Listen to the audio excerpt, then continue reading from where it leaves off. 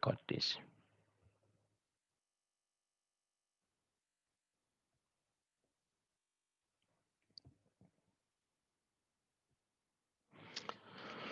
Okay, reproducibility in scientific research for African scholars.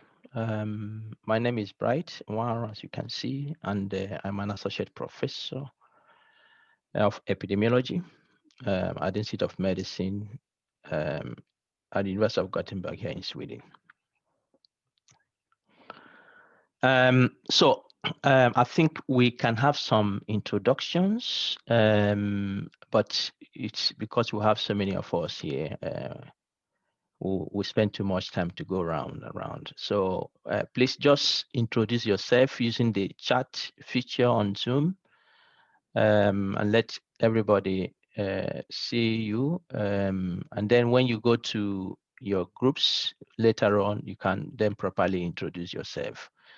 But type your name, who you are, where you're coming from, what you do, and other things you want people to know. I think it's very good because after the course in July, that was really a good experience because, yeah, Olayinka will come back to you.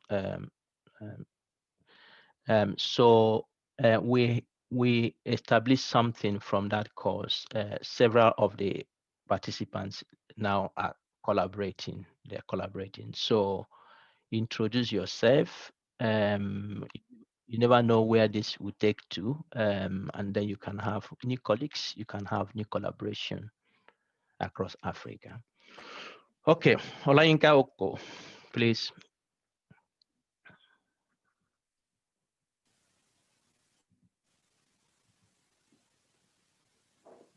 Olayinka, are you speaking?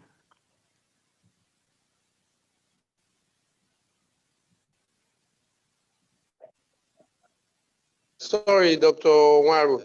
I wanted to go to the chat room, so I now mistakenly pressed the raise hand button. Okay, all right, thanks. Yeah, thank you.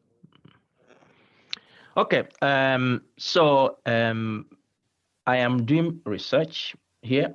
So please, everyone, just mute yourself because there's background noise.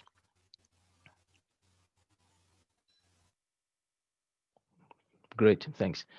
So I am doing research as well as teaching some doctoral courses here. My research is focused on allergy, respiratory diseases, and then I also have interest around issues of maternal and child health, nutrition and health. I teach courses also in epidemiology, interested in data science, reproducibility, and so on and so forth, capacity building, doing your research well, research grants. I'm interested in those, academic publishing, and then evidence synthesis. Last July, we had a course on systematic review, which relates to evidence synthesis. And for you, you see, you have come from different countries. Last July, we had a course, systematic review, had 10 African countries represented. And this year, if not for those who have dropped, we had almost 20 of you, which is really good, that there is interest across the continent. And hopefully the next one we were going to have, which is really, many people are expecting that, research grants. We hope that this will come up in April or May. So please look out for that when the call comes, because every researcher needs money. And I am sure that every one of you here needs money to do your research. But you need to actually know how to get the money, because money is scarce. Money is scarce, really. So you need to know how to maneuver yourself to convince those who have that money to give it to you. So that is all what research grants are all about. Knowing how to get that money from the pocket of those who have that money. So that is the plan for the next course we will have. Okay. Beyond what we are doing this week, the course we are offering this week, I also have started some efforts aimed at um, pushing up the capacity of African colleagues. So I started this effort, and this is what I have been thinking for some time, but officially I started this effort last July, as I mentioned. And that is one of the good things that resulted from the COVID pandemic we have, that now you can use these platforms to pass your message across the whole world. And it's quite helpful. You don't need to travel, at least now. Of course, we would like to travel to see faces the way they are than just seeing it from the cameras. But this is what we find ourselves in, and then we need to utilize the opportunity. So I started this in July, and I've also been thinking of other things I can do to keep moving that. So this year in January, I started the weekly nuggets. If you are not aware of this, please,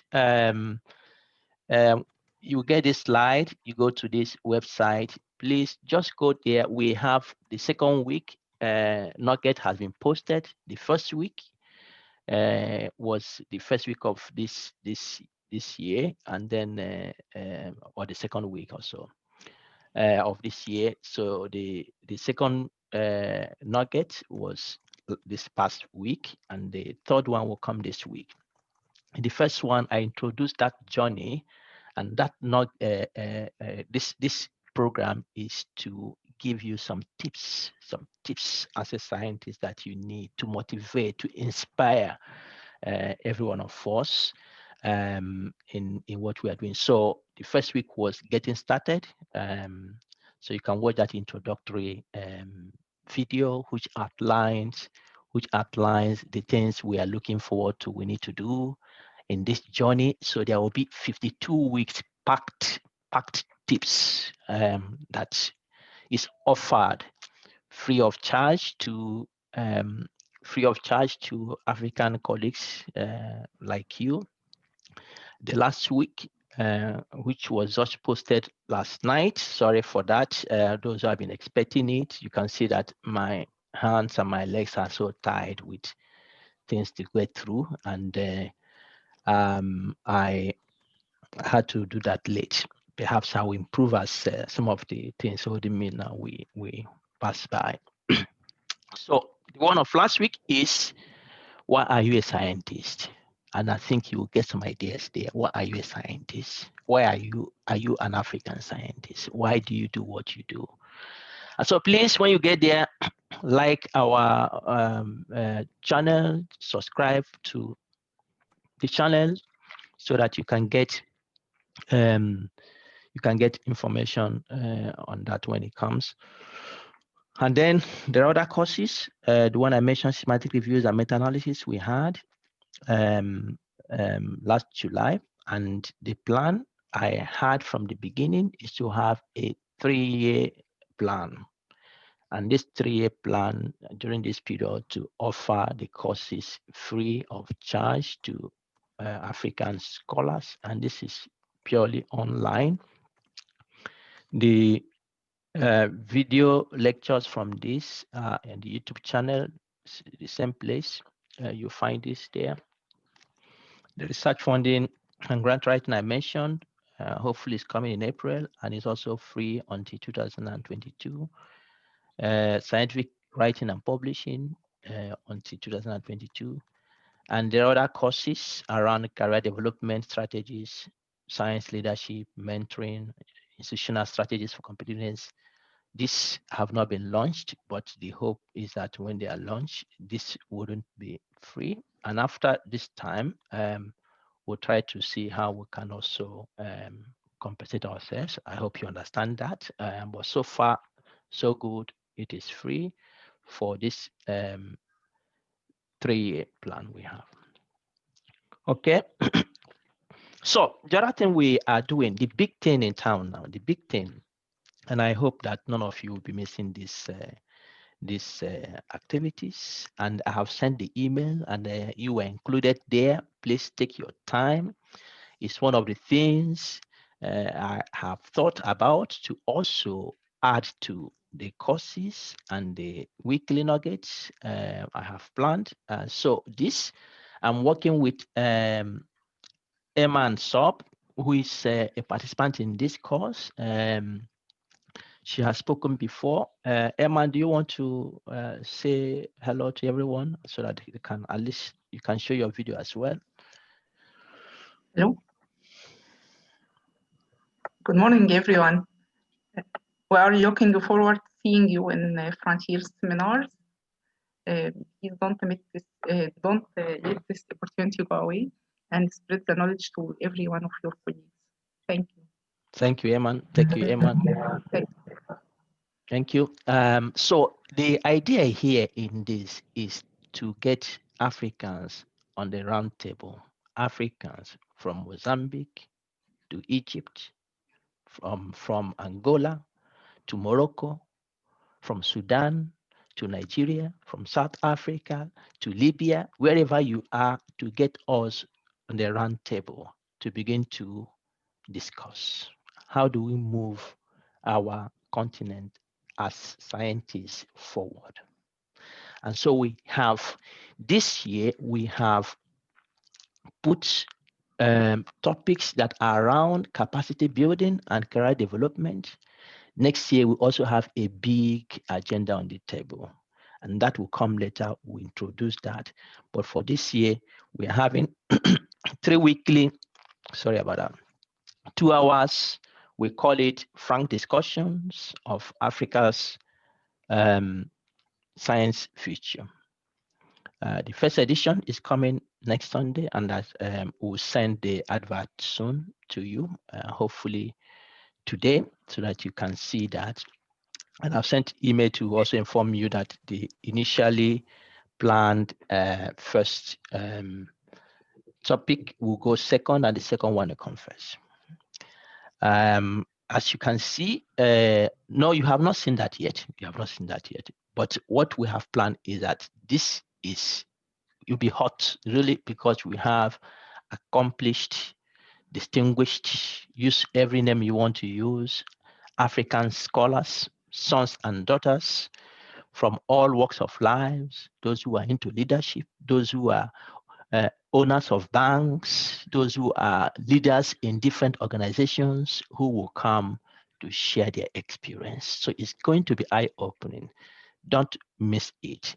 I have put the registration link here. So please, during the break or later today, just go and register yourself, because we will try to prioritize those who have registered, and you have a special opportunity because many people have not got information as you have received it. So please register for this event, and I hope that it's going to be very interesting for every one of us. So the idea here is that we have speakers from within Africa, we have speakers from South Africa, and we have African Americans because we are all African. So this is a program targeted at Africans building Africa. Okay. Okay. So I will take few words from people.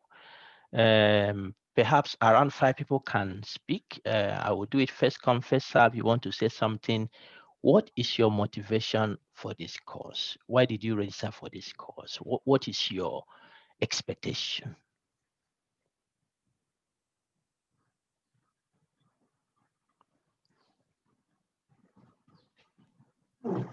Yeah, if you're speaking, you can show your video. Let's see you.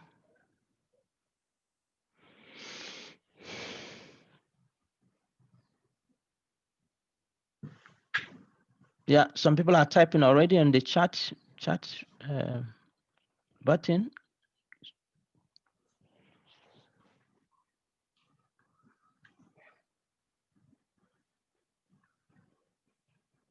Yeah, who wants to speak? What do you raise up for this course?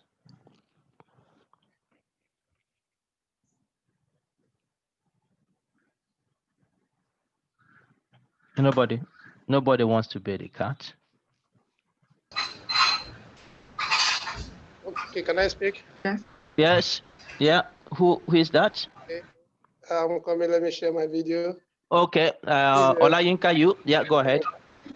yes, yes. I'm sorry. I'm going to share my video.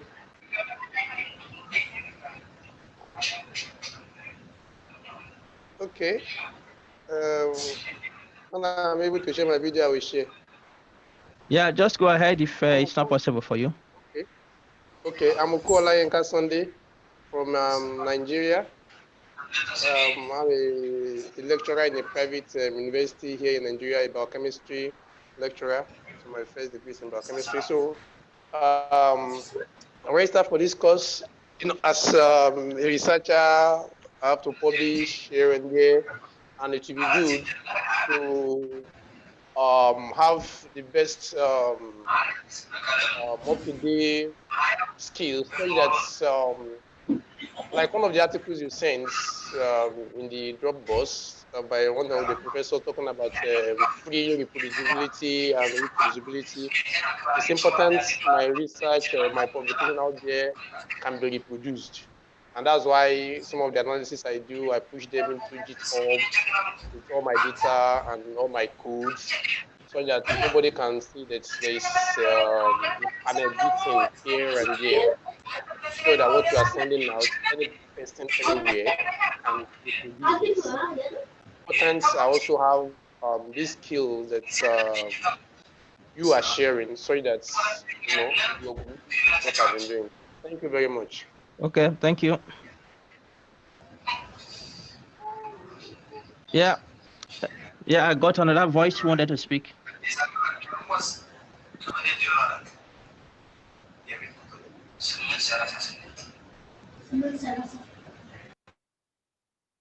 Who wants to speak?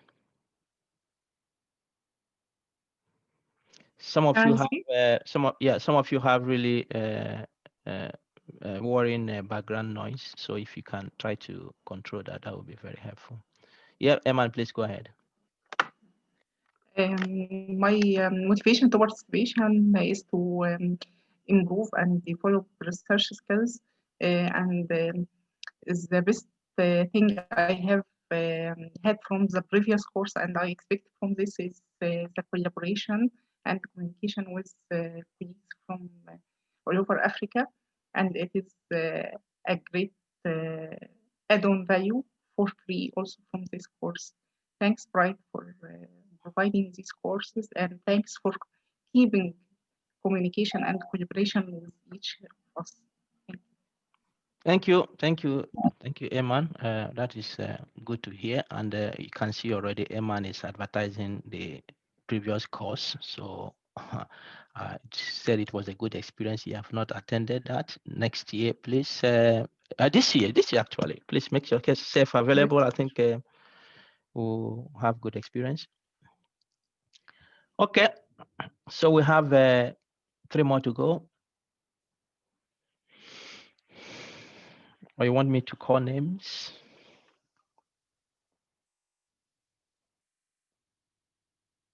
Because I can see some nice names here I can call. Anyone wants to go? There's some already writing on the chat what their motivation is. Yeah, good morning, everyone. Yeah, Ben, I almost called Good you morning, now. Dr. Bryce. Go ahead. Oh, okay. So we are working the same spirit. Okay, good morning, everyone. Good morning, Dr. Bryce. Thank you for this opportunity. I did also drop on the chat that one of the reasons why I would want to be a part of this course is it will be a good platform for cross-fertilization of ideas. I know a lot of people are doing great research across Africa. I can learn something from them. I can share what I'm doing.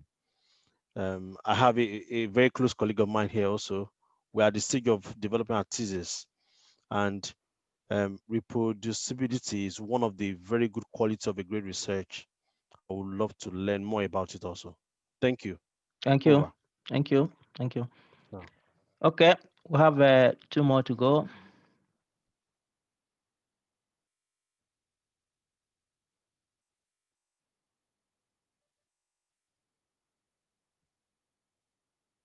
Two more to go.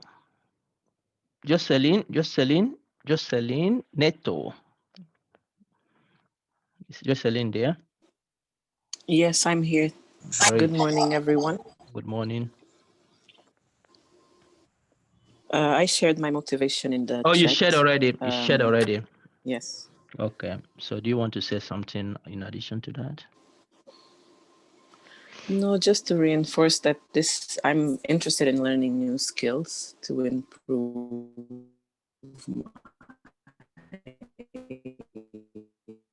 my abilities. Hopefully, this course will give me an additional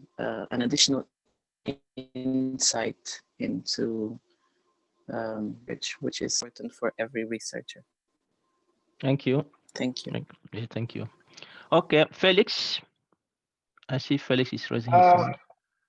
Yeah. Good morning, everyone. Good morning, Dr. Bright again. Good So, morning.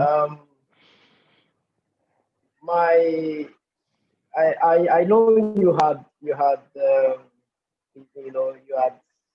over discussion in a few weeks. I've had a few ideas on what reproducibility in research might look like, but it's not enough in the sense that I'm trying to link it up because most times uh, publications right now emphasize a lot, as in they do a lot of scrutiny in the methodology aspect of research paper, more than the other sections.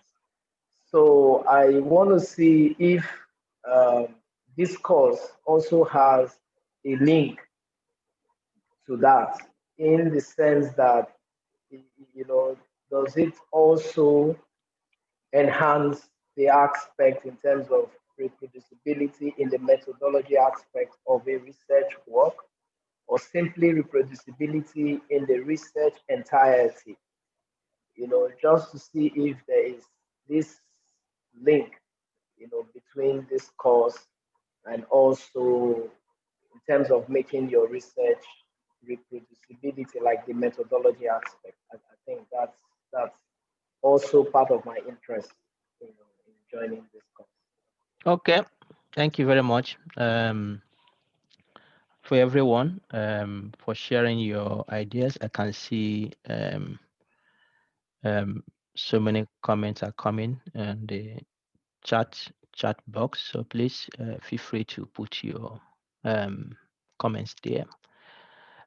For me, as I have mentioned earlier, my desire is to contribute to the enhancement of the scientific and research skills of African scholars. This course is attended so much by young African scholars, which is quite impressive.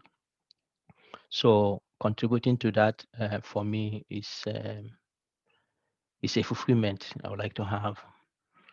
There are several things that are happening around the world, and the fact is that as Africans, we lag behind many of these things, many of the developments, many of the skills. So not because as a researcher it's our making, it's our choice, but that is how we find ourselves. And recognizing that myself as a person, I thought it's good to share my experience being in this part of the world with colleagues, so that we can all grow in the right way as well.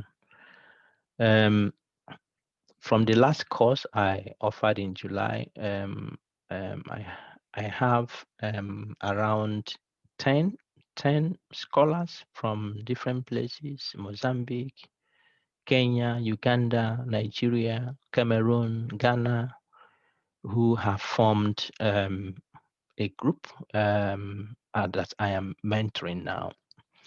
So yeah, I'm very much interested in mentoring possibilities for African scholars, targeting at still increasing the capacity of doing research.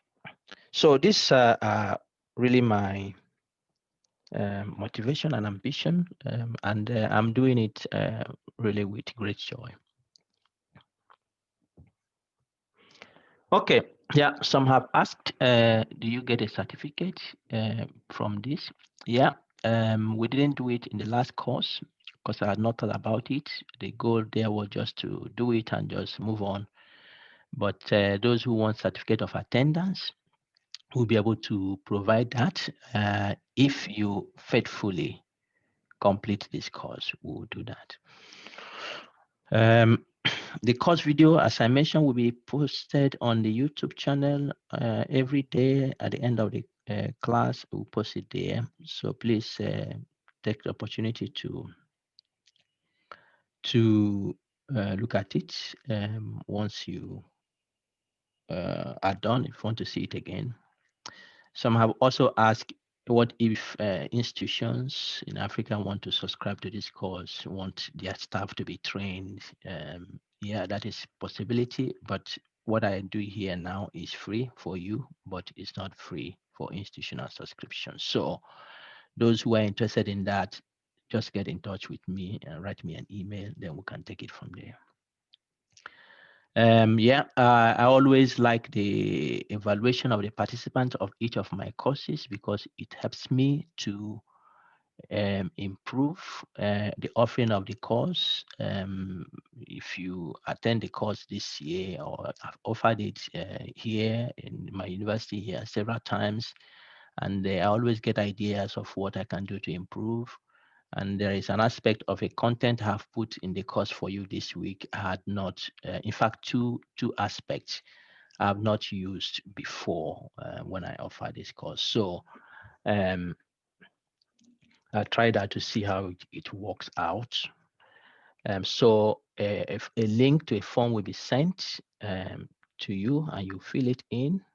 Then to encourage other people, I have also thought that at the end of this course, I will contact, or during the course, I will contact a few of you that you can just, instead of just writing it on paper, you can say it and make a short video. How did you feel about the course? And to encourage other people as well.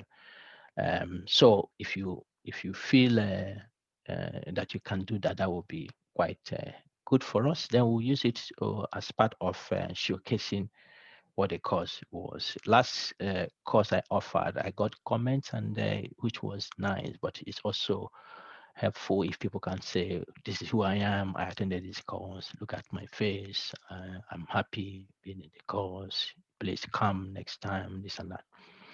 Okay, so but I will come back to that later. All right, so the course outline. Today we are going to establish the context. We are going to describe issues around the fundamentals of reproducibility. Tomorrow we are going to discuss issues of reproducibility initiatives that have been developed to enhance reproducibility in scientific research. On Wednesday, we are going to look at reproducibility workflows. Two of my colleagues will present. I've invited them who are working with me here and present their own experience with course participants when I offer this course in the past. So they will come around on Wednesday to show you what they're doing and how they're thinking about this. So I hope it's going to be interesting. So that will happen in the morning of Wednesday. In the afternoon of Wednesday, you will start actually to do something with the project I've given you. So really, and then you continue on Thursday as well. This course and the courses I offer, I say they are capacity building, and the skills come by doing.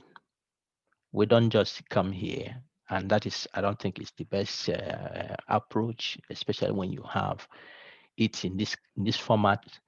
I like to make my courses very practical, hands-on, participatory. So since you are here, you are going to get your hands dirty.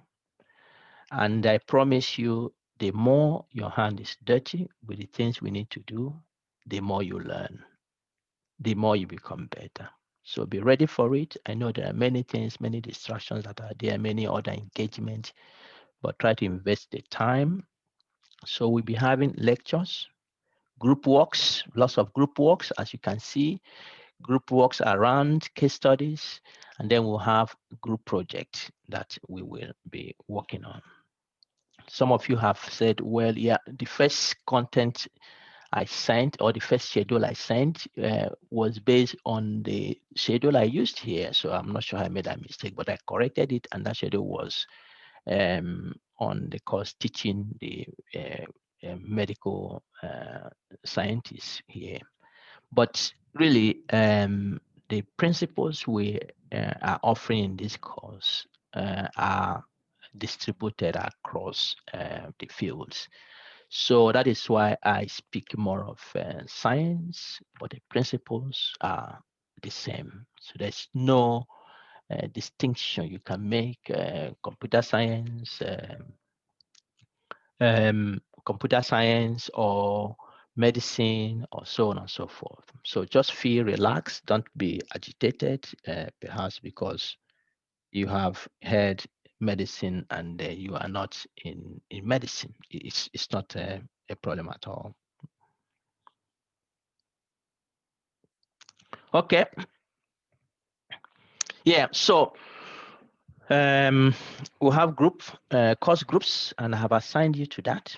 We'll have activities during the class. We'll have discussions. We'll have breakout sessions, and then we'll have reproducibility projects in which we practice the things we are learning. We'll practice, and that will be due on Thursday. I have not used this before. I've not used it before, so I am going to evaluate it with you to see how this goes. So please pay attention to this because I will need feedback really on this, how it was, how it helped your learning, how it helped your skills in this course. So we're going to, this is due on Thursday, but actually it starts from today. You see that the course is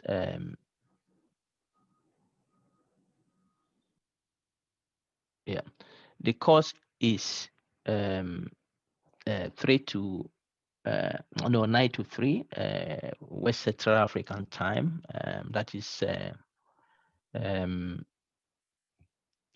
the time for the in class.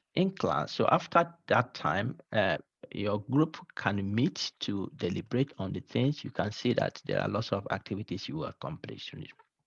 Then on Friday will be the final day, and on that day you're going to do your group project as well, which is different from this. This is doing that project of implementing reproducibility in the research stages.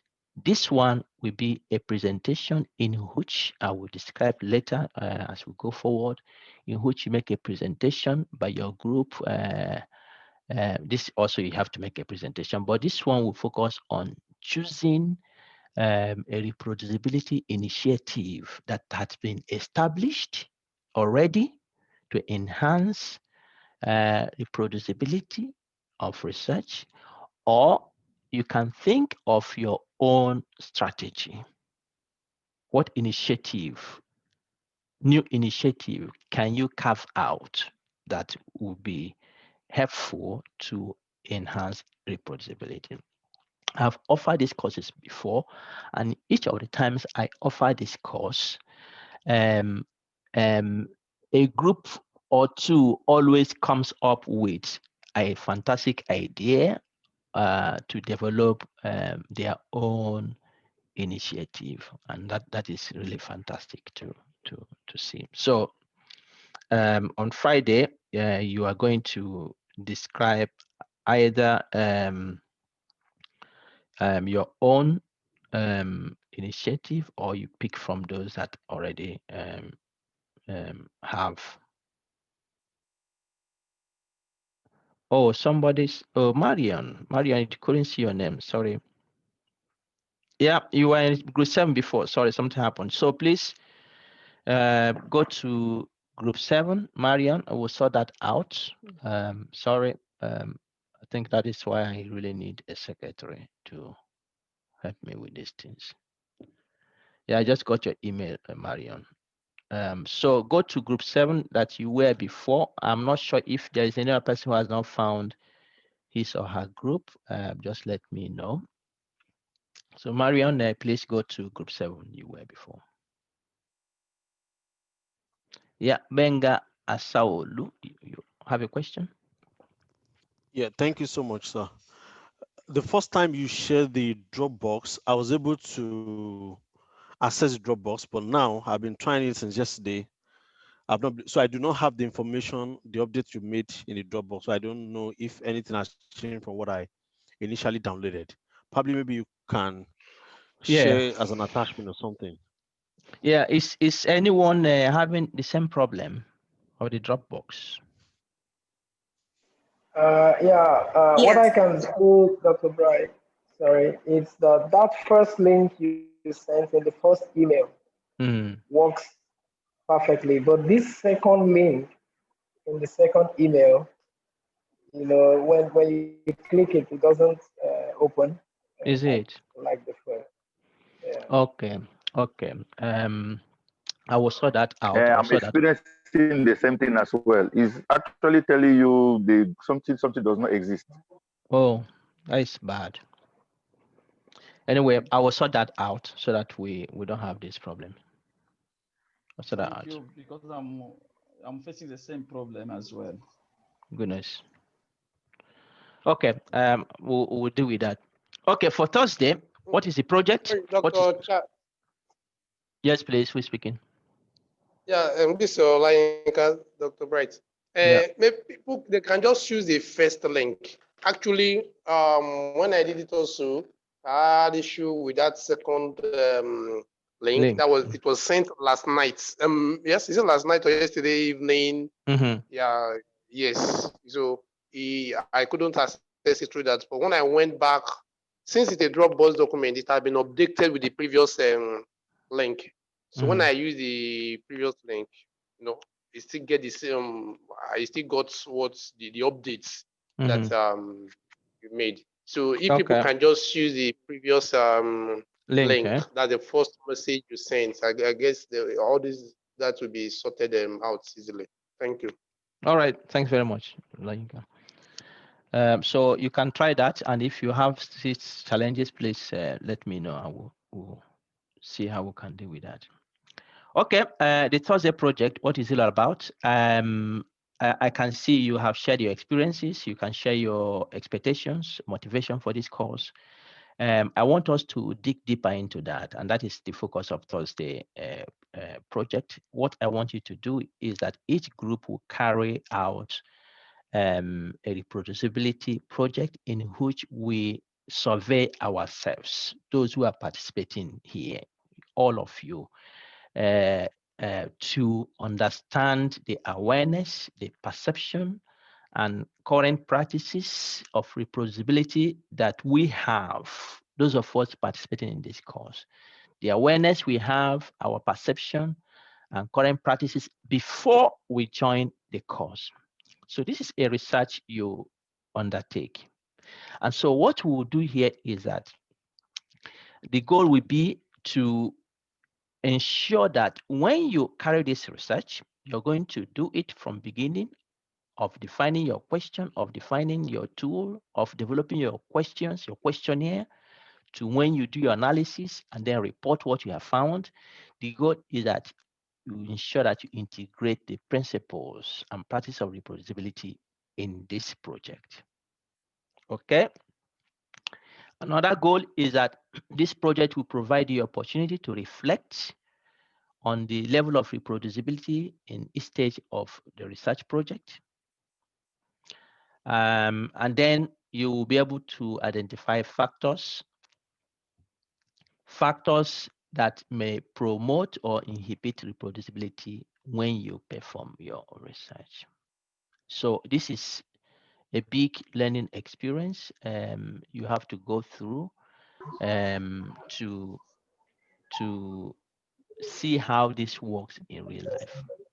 Because when we talk about the issue of reproducibility, it's very theoretical, but it can also be practical, and this is the way to see how it works in practice. So what do you do? Each group, we discuss amongst yourself the project focus and goals, develop a small protocol for the project. So you have the question I have posed there, the awareness, the perception and practices you have had before now. So you develop a protocol, and that protocol will be, what is your question? How are you going to address this question? How are you going to collect the data? How are you going to develop the tool you are going to collect the data, and so on and so forth. So this will be happening within each group. And then each group formulates questionnaire of questions to answer the project objectives. And then once you have done that, we combine all the questions from all the groups together. There are 8 groups here. We combine all of them together. And we harmonize all the questions. There may be some overlaps. We sort out the overlaps. And then we'll have one final questionnaire. And this final questionnaire is what all groups will use. And so once we have this one final questionnaire, we'll just put it in a Google form. I think somebody can help us to do that. And those who are in IT, we have a Google form, and each of us will go to the Google form and fill it in, and then we'll collect those information, and we'll take it from there, analyze those information, and do the analysis, and so on and so forth. So once this is harmonized, we have collected all this, we fill in the questionnaire, we enter the collected data within each group. Now, each group, after the questionnaire, we go back to work independently on their own, and each group will share with us what they have done. Okay. So during the analysis stage, as you will see, as you go through this course, you understand how this is done, that you have a general project protocol. And when you go to do the analysis, you also have a protocol of your analysis. Protocol that indicates how you're going to, if you have to define categories of variables, how you're going to do that. If you want to transform your variables, how you're going to do that. Which database you're going to use to do analysis, which program, who is doing what, how do you implement the reproducibility in this aspect. Issues of editing your data and doing the analysis. So this protocol, those who attended the last course, we understand that the protocol is very important when we talk about systematic review. So it's a roadmap you have that tells you where you're going. So beforehand you do any of this, you have already defined, this is what I want to do. And of course, the protocol is a living document. And so if at the time you come, you say, well, I have planned to do this. Actually, this is what the reality is. Yes, you can have amendments to the protocol, but how do you document that? You need to show that there is amendment. So you need to indicate that I had planned to do this, or we have planned to do this, but coming, we are able to do this because of this, because of that. So this protocol is important. So differentiate the project protocol from the analysis protocol. And so once you have done this, you prepare a PowerPoint presentation of your task to be presented at the end of the project. You present it on Thursday.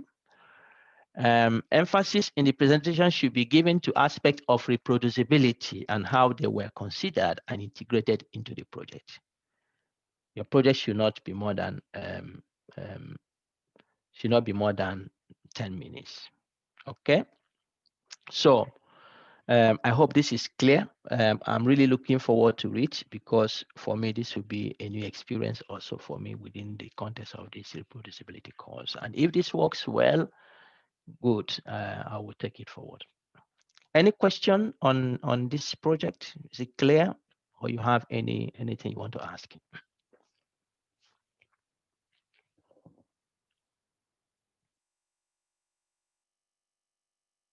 Okay, crystal clear.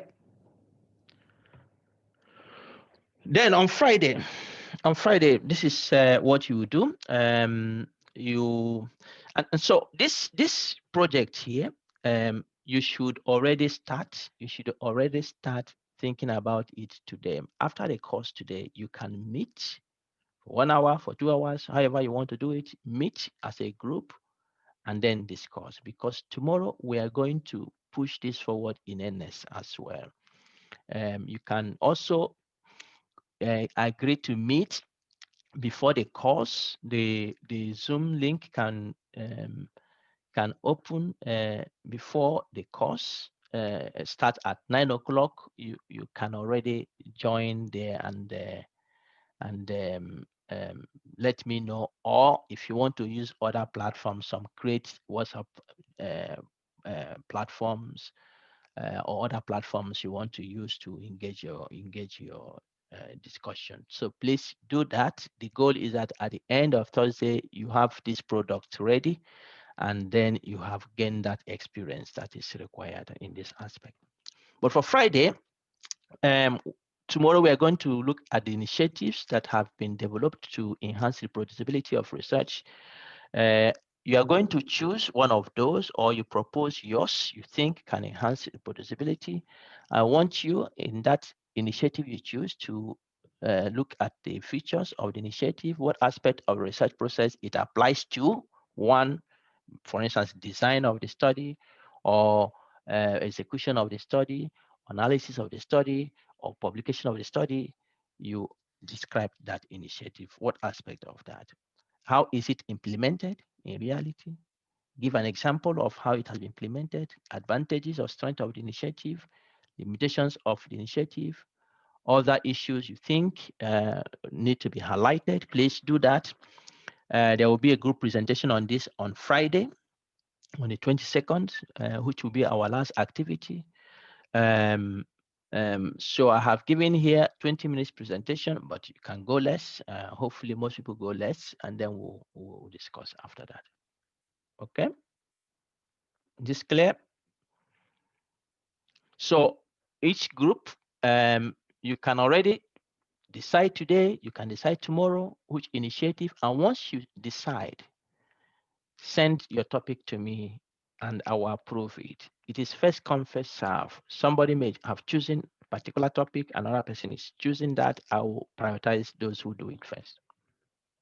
Okay, let's take a 10-minute break, please, and come back 10 minutes past 10. 10 minutes past 10. I will continue.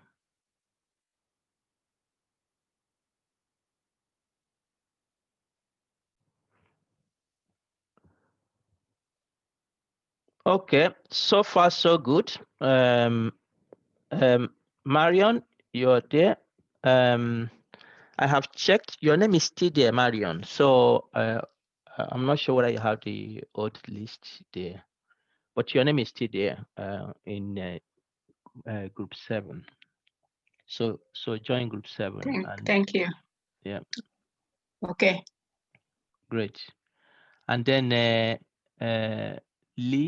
Lee, you are in group 1. So please join group one when it's time. And for everyone, I mentioned earlier when we started that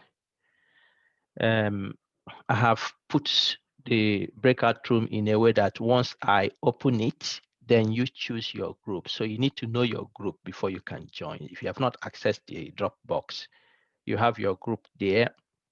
Check it out which group you are, and then you can join your group once the breakout rooms are opened. Okay, now we have to go into the nitty-gritty of why we're here. We have said introduction. So what I want you to do here now is I will send you to your groups. We need to answer this question. What is reproducibility? It's a very big word, especially when you have put things like PRE before it, you have pre-reproducibility and so on. So it's full of in your mouth. But we need to define it. And what I want you to do, this will be very helpful. When I will send it to your groups, don't use your phones, don't use the internet. Just discuss from your own intuition. What is your first impression when you come to encounter with this concept? They always say that first impression matters a lot. Perhaps you have not checked it on Wikipedia, you have not checked anywhere, but the first impression you have, what comes to your mind? Reproducibility. That is all I want you to do. Don't look at the dictionary, just yourself. Discuss. Each group should discuss within that group and then formulate what you think all of you are thinking about. It may be different from each group. Each person in the group, write it down. And then you can assign somebody in your group who comes out to present what you are thinking. Then we'll take it from there. So I'm giving you until 30, that is 35. We'll come back. Okay.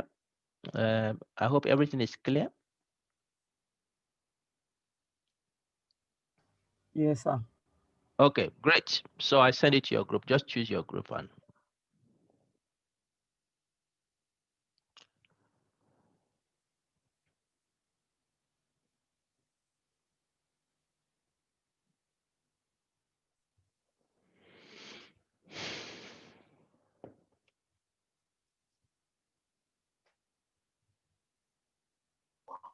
Oh, sorry, Dr. Mar.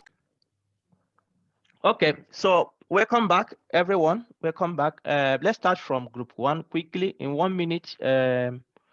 What was your impression, or what did you come out with? Group 1.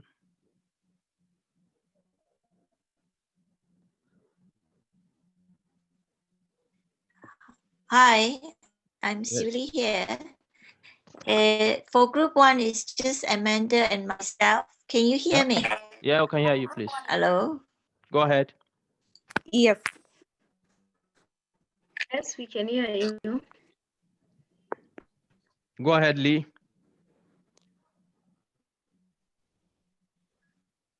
Hi, it was just Amanda and myself. We discussed. We thought the definition is about the ability to replicate your work, which must be transparent so that people can, replicate your work. Synonyms: replicate, copy, repeat. Okay, that's all. Thank you.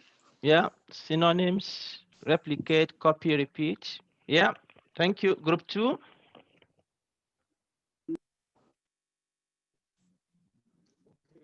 Group 2. Group 2 is nursing. Yes, nursing, please go ahead. Go ahead, nursing. Okay, based on our discussion, based on our discussion, we concluded that reproducibility is a method of repeating what has been done so as to confirm consistencies or evidence. So it's a way, it's like a practical step towards critiquing what has been done before, not just a what has been written or a literature, not just critiquing a literature, but you are doing something similar to critiquing, but using a practical method. So you mean critiquing, critiquing, you said? Okay. Yeah, I got you. I got you. Thanks, sir. Let's go to group 3. Yes, critically. No, we critique the document. Yes. Yeah, let's go to group 3. I got you.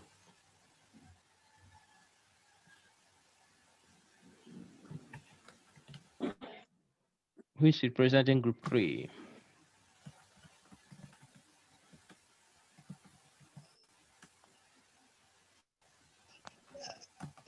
Group 3? Okay, if nobody is coming.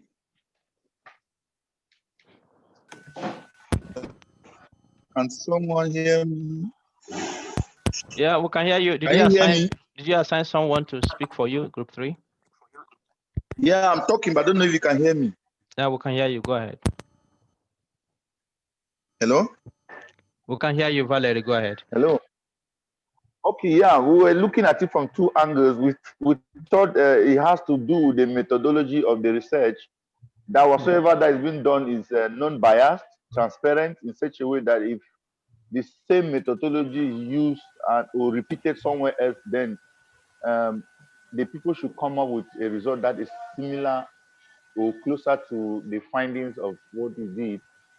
So if you repeat it again, you should come up closer to the same outcome. Then we also look at it from the angle that you may want to redo a study you did before or update previous research. So I think that was from our own group. Okay, thanks very much. I hope you're taking notes, everyone. Yeah, group 4, let's hear from you. Yes, Adeomi speaking on Yeah. behalf of Group 4. 5 participants discussed Olayinka, Beatrice, Delphina, and Kellen. And we came up with definitions that says that is the ability. So we are taking a cue from what the last group just, described about the ability to repeat a research that has been done using the same method, design, among other things, and to get results or patterns of results that is close to what had been done. And the synonyms we came up with were repetition or repeat, to repeat, replicate, and that's the synonym we came up with. Thank you. Yeah, thank you very much. Great. Group 5. Okay, good morning, everyone, or good afternoon, wherever you're calling from. Thank you on behalf of Group 5, Eman, Lemak, and Mohammed. We discussed and then came up with 2 initial descriptions and then merged it together. And we found out that reproducibility is actually the ability to obtain a similar result from an irregular experiment or data sets following a well-described methodology. And the synonyms we came up with were repeatability and then reliability. Thank you. Thank you very much. Great. Okay, let's go to group 6. Please, sorry, brush your teeth now. Group 6. Okay, good morning, everyone. Morning. I'm the only one in group 6 for now. Yeah. So from that word reproducibility, I can say, following what other people have said, that is what I'm also thinking. Is that without using phone, so it's an art of replication, maybe of replicating what has been done earlier, maybe in a new way, or using the method, but coming out with another outcome using what has been done before as a template. Mm-hmm. So that is what, because I'm lonely here, my room, I'm lonely. Yeah, thank you very much. Okay, group 7. Yes, sir. Okay, so for group 7, what we said was a research tool or a kind of an experiment that is used by others if it can be reproducible, in the sense that if the researcher using the same research tool or using the same experiment will have the same result as the previous researcher. So synonyms were like ability to reproduce and similarity. But we also proposed a question. If the result has to be consistent or similar, does the result have to be consistent or similar? Well, Thank you. good question. Unfortunately, we didn't ask you to come with the question. We wanted you to come with the answer. But it's a good question. Okay. Thank you very much. Okay, group 8, anyone? Good morning, Prof. Good morning. Good morning. Yeah, Akko. Um, yes, I was the only one in my group as well. But having just to add, most of the group have said all that it is, but I just want to add that reproducibility does have the potential to serve as a minimum standard for judging what has been done. So it's a standard that you use to judge what has already been done, to see if you put the same standard in place, that you actually achieve same results. Okay, great. Thank you. Thank you very much, Akko, and thank you very much, every group that has participated in this. It is very good. Yeah, please, if you're not speaking, just mute yourself. Just mute yourself.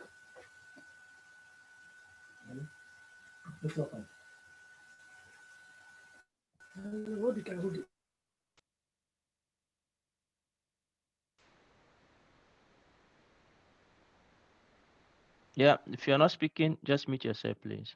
Great, thank you. Okay, so you can see how it feels nowadays that we have the electronic gadgets, we have the Wikipedia, we actually have the Siri. Siri, for those who use the iPhone, I don't know what it is in other systems. You just speak tell me, Siri, please find me a definition of reproducibility. He brings out for you. So our life is made so simple. Our life is made that in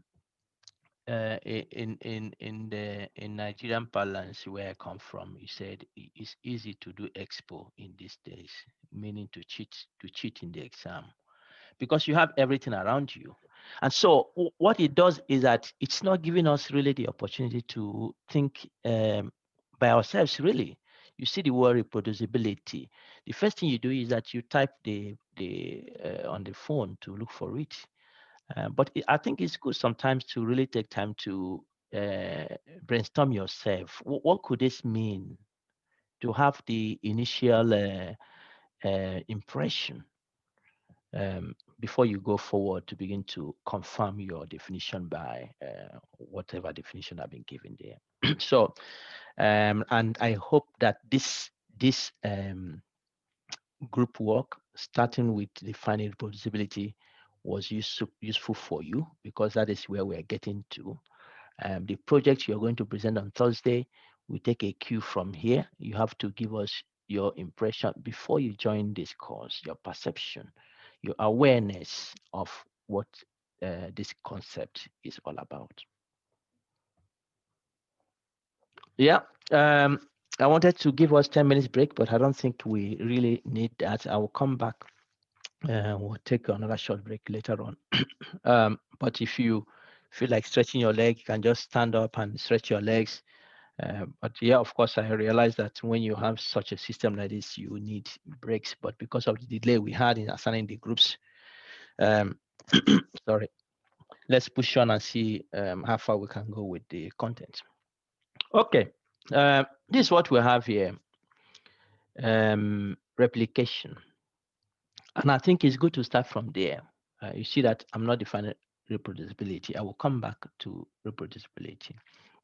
But it's good to start with replication. What is replication?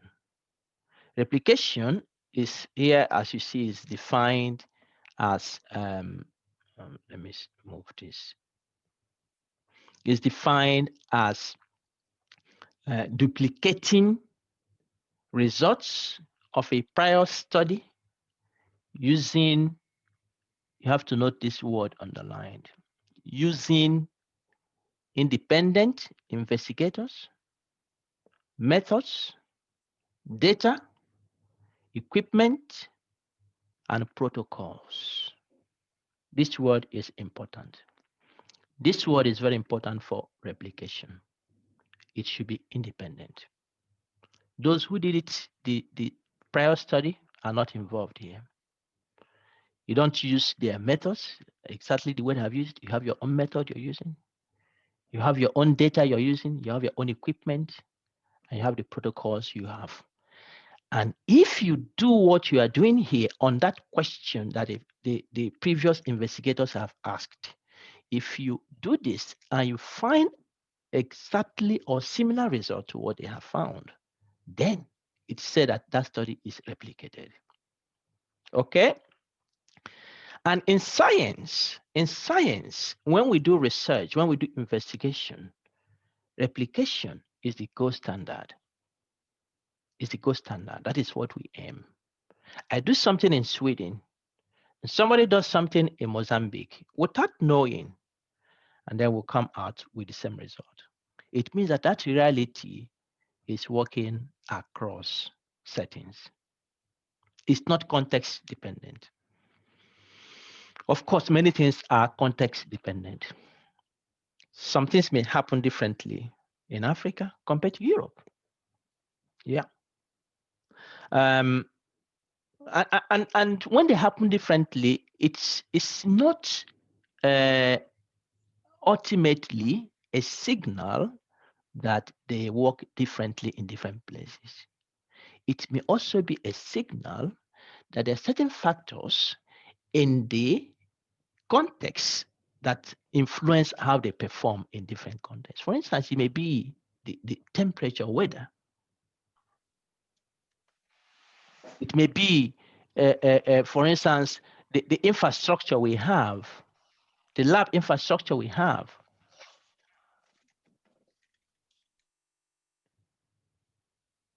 Yeah, just wanted to meet that person. It may be those. But once there is similarity, let's say you're doing in a particular lab, another person is doing a particular lab, different people, and you find its replication, and it's the gold standard of scientific investigation.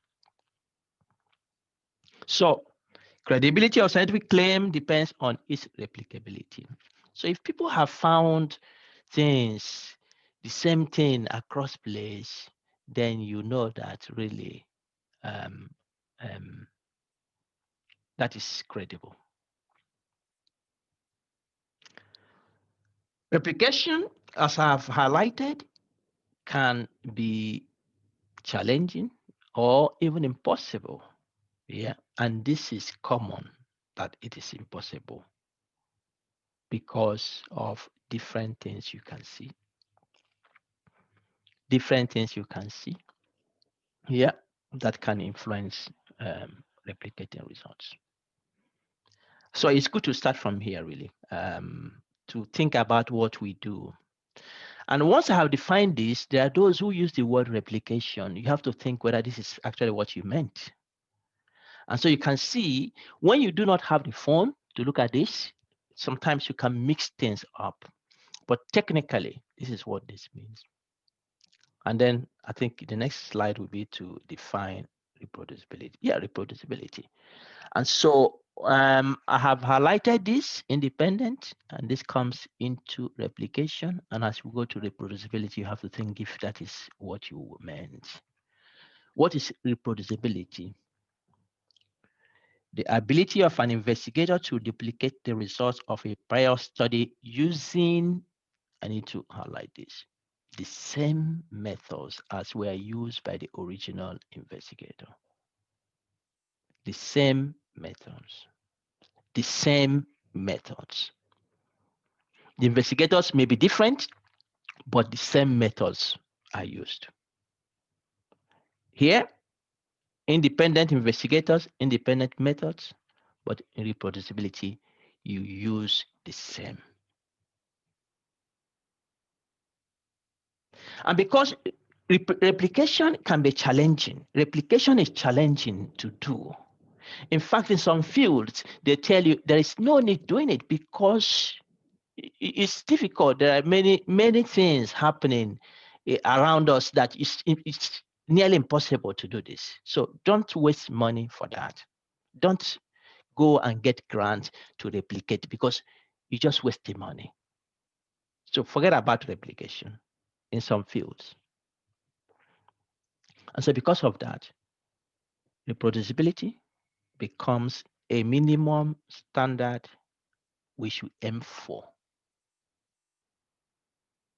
We should aim for.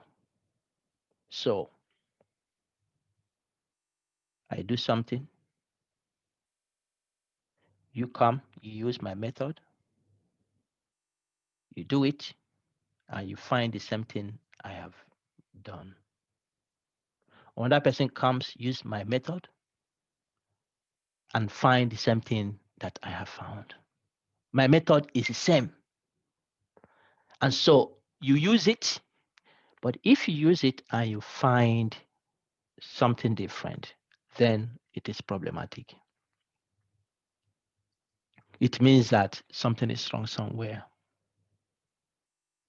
It means that my system or whatever my method is not transparent there. So reproducibility becomes a minimum standard in place of replication. If we do any study and it is not reproducible, then it's really rubbish. It's really rubbish. And we have to stress this point. And you will see when we begin to dig deeper into this today. I have sent you in your Dropbox. I have given case studies to each group, case studies of what this can cause science, what this can cause innovation, what this can cause achieving the goal we have set for ourselves as scientists. So, yeah, transparency can be synonym, validation, verification, process trail, open science collaboration, repeatability, as you have mentioned, and so on and so forth. These are synonyms you can find with this. But just to let you know, replication and reproducibility are not the same thing. They are different things. And the difference comes from this. Any question this far?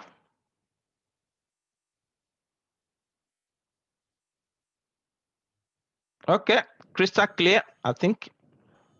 Yeah, I see somebody. Paul, is it Paul? Paul, do you want to say something?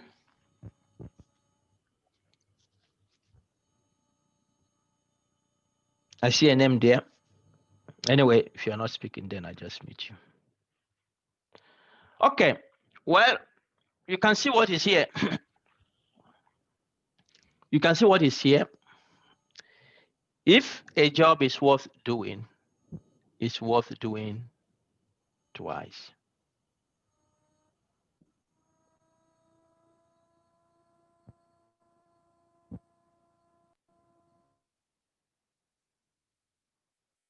If a job is worth doing, it's worth doing twice.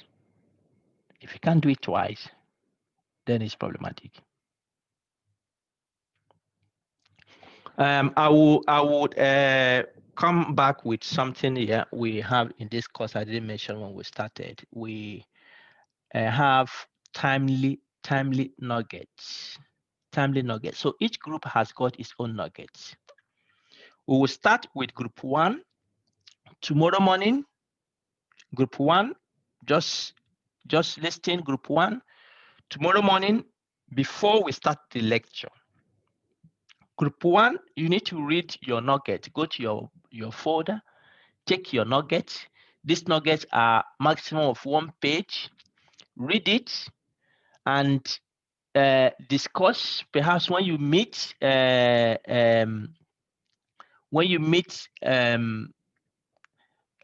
the end of the course today, you can discuss that. When you go for lunch break, you can read your nuggets. individually, and when you meet later on today, you can discuss it and come up with um, um, uh, the conclusion of what the nugget is saying. And in each nugget, you can see a quote that is very paramount there in your nugget. Share that quote with us and tell us what is the main issue with that nugget. Okay? So here you see this nugget here.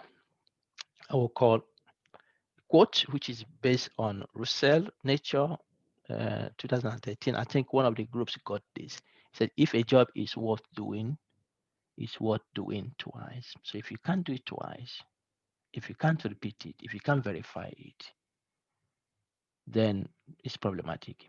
And this goes to science, what we do.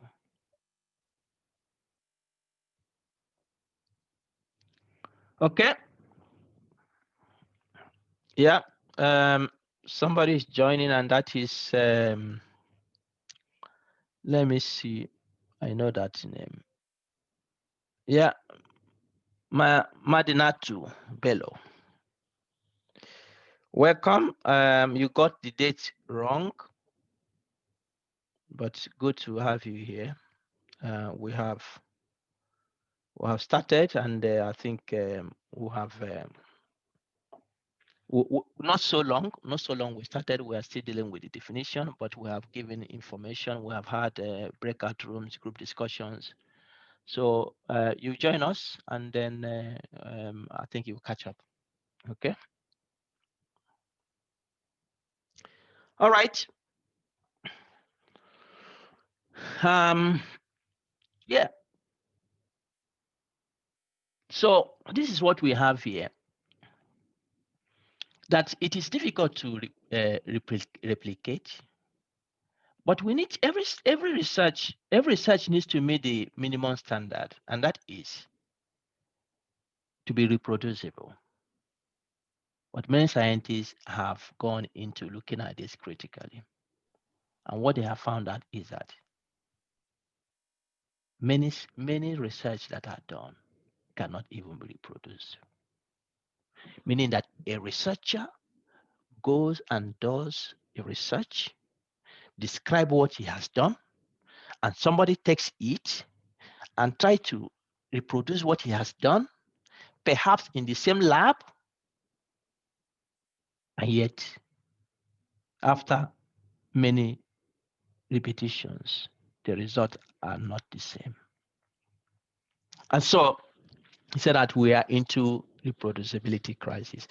John Ian Indis, who is one of the leaders in reproducible science, he published this paper that is one of the most cited papers in medicine, and he published it in 2005. He said why most published research findings are false.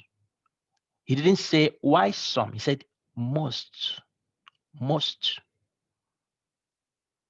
It's quite disheartening. And I think this calls for really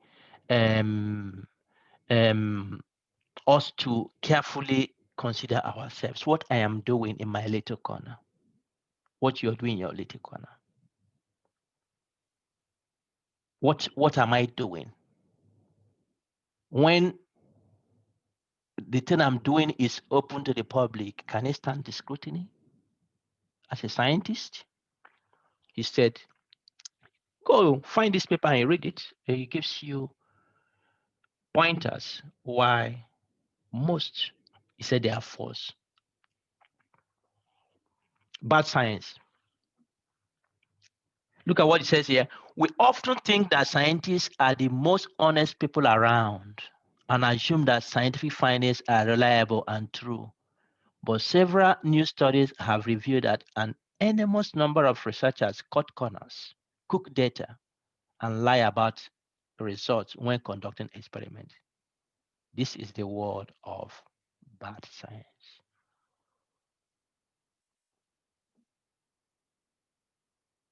Some of you are already doing research heavily. Some of you are into the trade. Some of you are starting. We need to think about what we do. And there are reasons why we should think about that. Serious reason. And that is starting from asking the question, what is science actually? What is the purpose of science? If you have not watched the weekly nuggets, please check the chat box, chat page. I have put the link there. I will try to do it again later today. Please go there and just it's about 13 minutes. Watch it, subscribe to it, like it, put your comments there. Let's discuss it as African scholars. From what perspective can we begin to strengthen what we do, what comes from our continent, that it meets the minimum standard? This is not an African problem. This is a problem of the world, that we are into crisis. Many studies published are rubbish. And you confirm that today. I promise you. Okay? And so Nature, the journal Nature went out to interview researchers, gave them questionnaire to ask them question. And the key question they asked there was that, is there a reproducibility crisis in your field? Look at this. Look at this pie chart here. 52% has firm yes, a significant crisis, 52%. 38% said yes, a slight crisis. But if you put those who said yes, and significant, and those who said slight, what we have? 90% of researchers believe that there is reproducibility crisis in science. 90%. Goodness me. That's huge. Wow. So where are we? Where are we going? What are we doing? What are we doing? It's frightening, isn't it? And they went on to ask the questions. Have you ever tried to publish a reproduction attempt? Meaning that somebody does something and then you go to see if you can publish it. Perhaps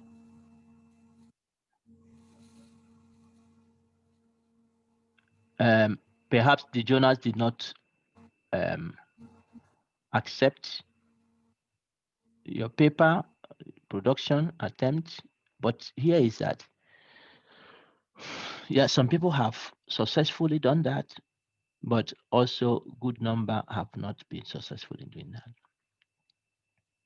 Have you failed to reproduce an experiment? And here they have given it across the fields. And you can see that in all fields, you have trouble happening here. People have failed in all fields that they have listed here. None is 0. None is even 10. None is even 20. None is even 30. None is even 40%.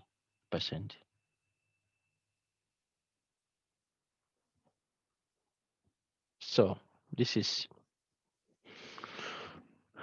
something that we need to really think about. How many published work in your field is reproducible? And this is across the field. How many?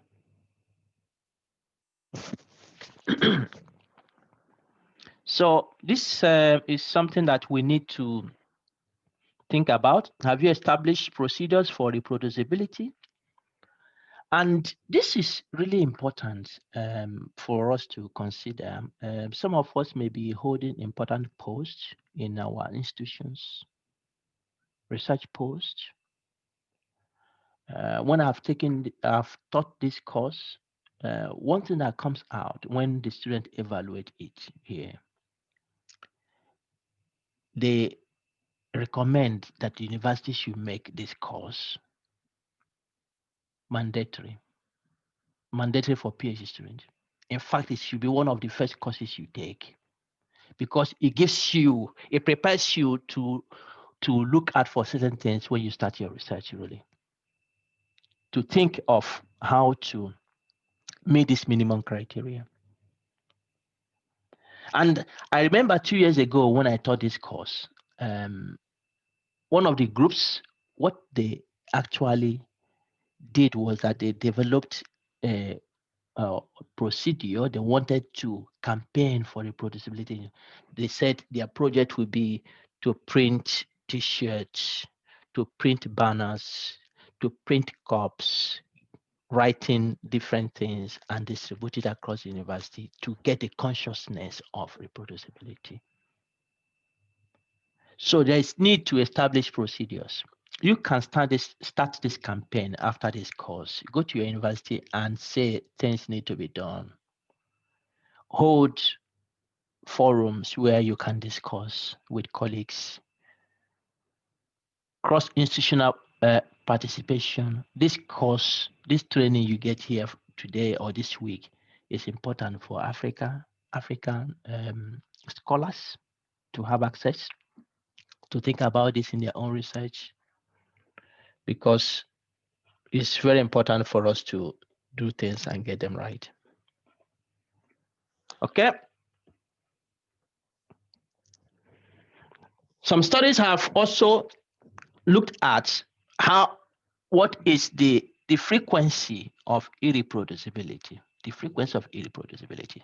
Some study show that it's up to 89%, which is very close to what the Nature survey showed. So it starts from 51 to 89%. But you can see that this number is the number of people participating here is quite small. But we can see evidence that it's bigger than 50%.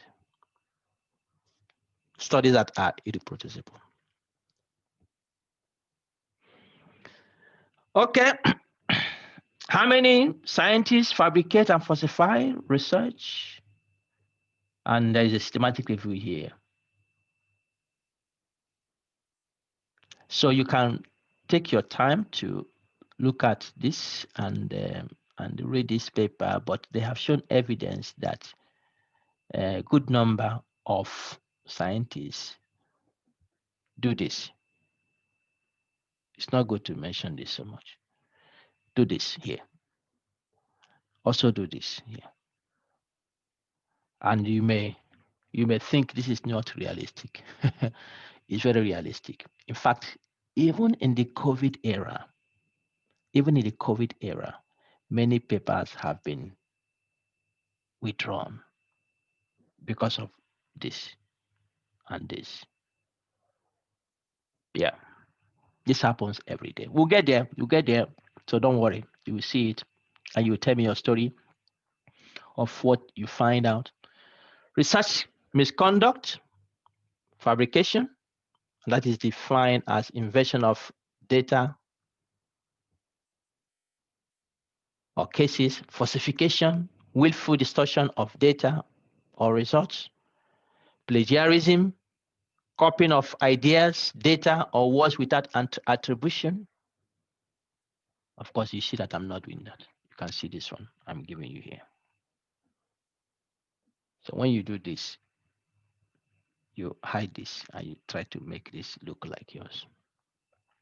So this is research misconduct. And these are factors that really lead and influence reproducible research.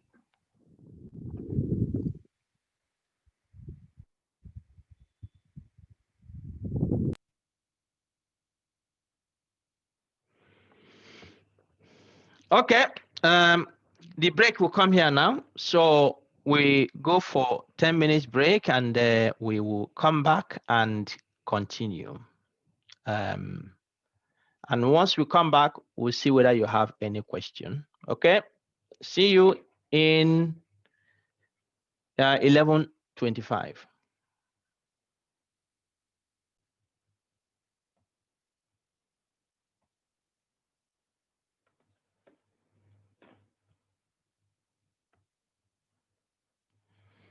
Does anyone have questions so far?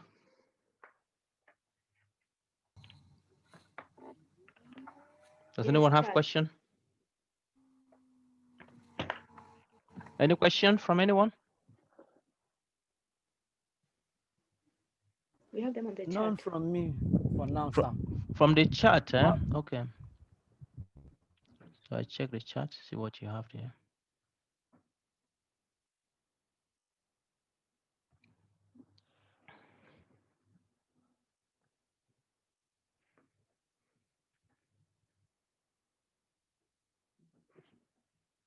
Okay.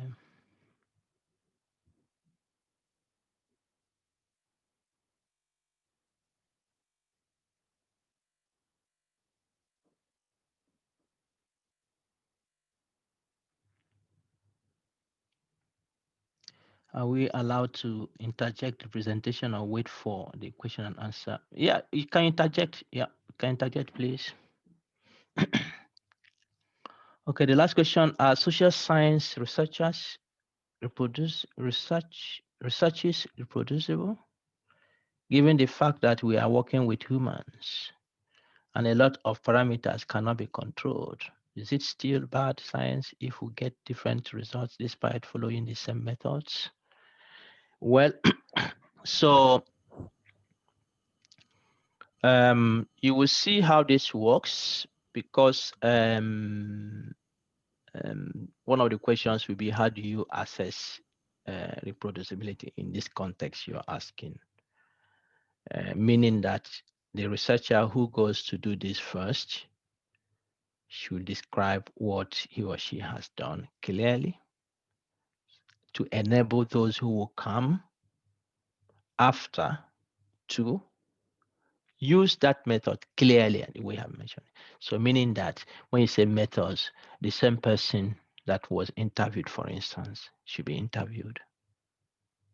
The same setting, if the person was sitting on a couch outside the house, the person should sit on a couch outside the house. Okay? So everything has to be the same. And of course, if everything is the same, it's less likely that you will get different results. You may not get perfectly the same result, but you will get similar results. I hope you agree with me, Ngozi.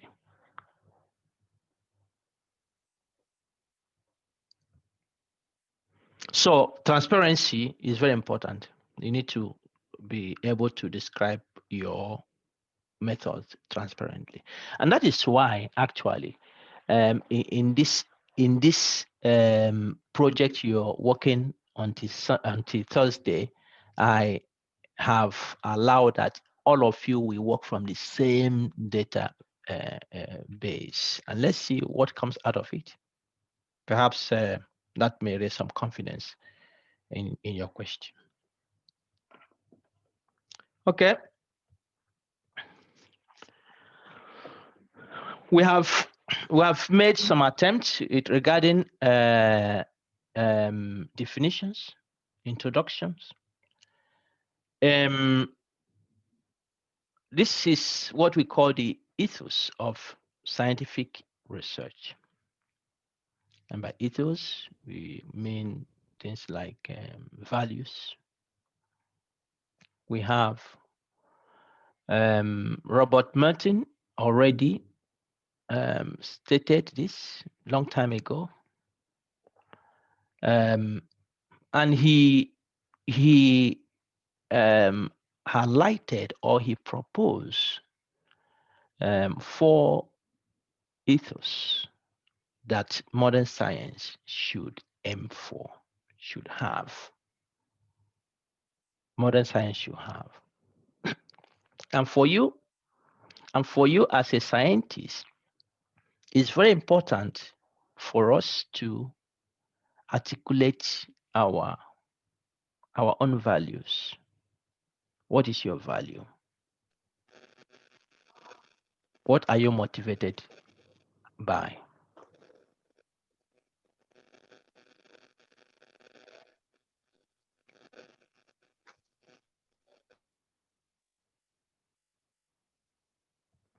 Yeah.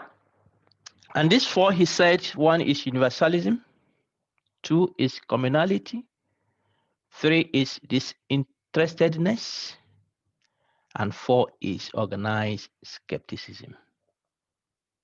Has anyone come across this ethos previously? You can speak if you. No, sir, for me. No, no. Okay. All right. So we go through it, and it is good that we think critically about this. We think critically about these issues. And you can see the issue of reproducibility is so much important that if majority of scientists do not have confidence that their research can be reproducible, then it's problematic. And Ngozi was asking about social sciences. Yeah, but it doesn't mean that it is outside the box. It's part of it.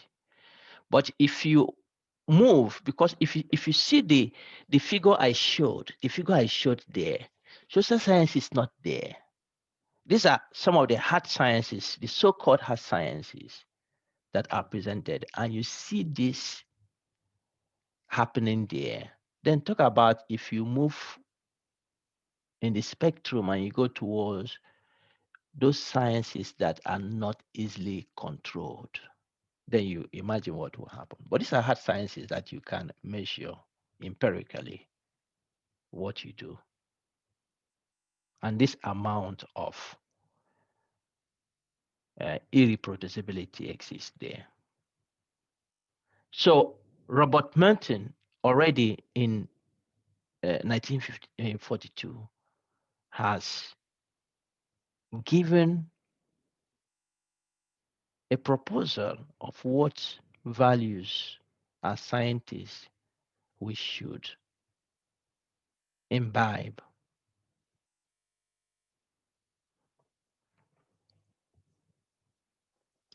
Universalism. Here, he stated clearly, scientific findings are not personal. Scientific findings are not personal. My topic or my area of interest is in respiratory disease, epidemiology of respiratory disease, allergy. Whatever I find in this field, it's not personal to me. It's not personal. And so, if you're getting into science, you're getting into research on that topic, whatever preconceived personal interest you have need to be thrown away. Why? Because that is what it is. Because that is what science is. I will talk more about that. So it's not personal. It's not for you. So whatever personal, social orientation, political affiliation, nationality you have, whatever you have, has nothing and should have nothing, should have no influence on. So it's universal. Scientific finding is universal. It's not for your consumption. It's for the context we find ourselves. It's for knowledge. It's for understanding. It is for developing concepts that will help human beings. But the issue of irreproducibility comes in perhaps when we begin to take this personal. Oh, goodness me. Look at them. These people have stolen my idea and published the study before me. Oh, no. Huh? What do I do now? And you go to your office. You put your head on your table. You're thinking,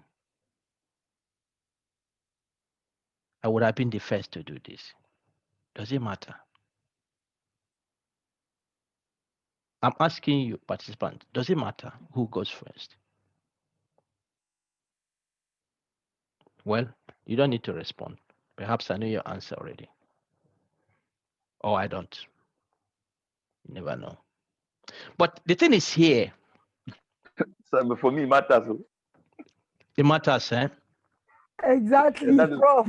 For someone upcoming like me, it matters.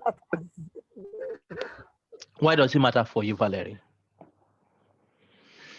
uh, maybe let me take it from somewhere I might become. Yeah, Valerie, you're off. Can't hear you again. Adewumi, do you want to take Hello? it from there? Okay, can you hear me? Yeah, we can hear you now, Okay. Valerie. Go ahead. Okay, during my studies in global health, there was this course we did on qualitative and quantitative method. Then the first assessment, when they gave the first assessment, were about 50.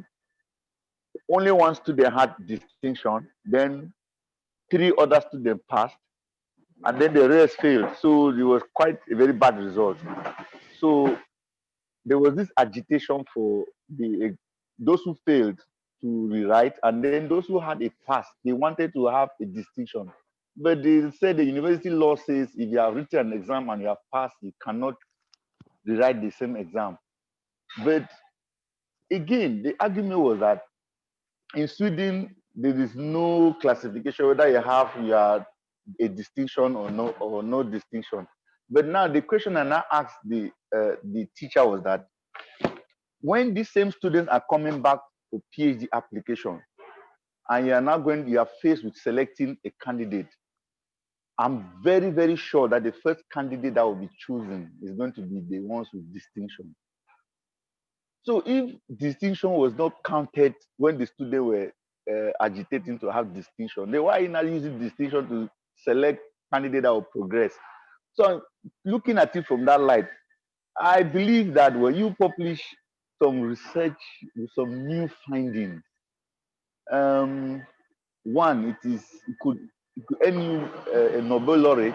You could end up having a Nobel Prize in that, and then it also gives you some recognition. Probably tomorrow, if they are looking for a researcher in that area, you might be much more renowned. And then most of the time when you are sending papers to journals for publication, one of the things most reviewers always ask is that what is your research adding to previous findings? And that question, most of the time, always very difficult to answer. So I now see a situation where my research is bringing up a new finding. Probably it will be much easier for me to say this my research is bringing up a new finding compared to. So I think that is actually the angle I'm looking at.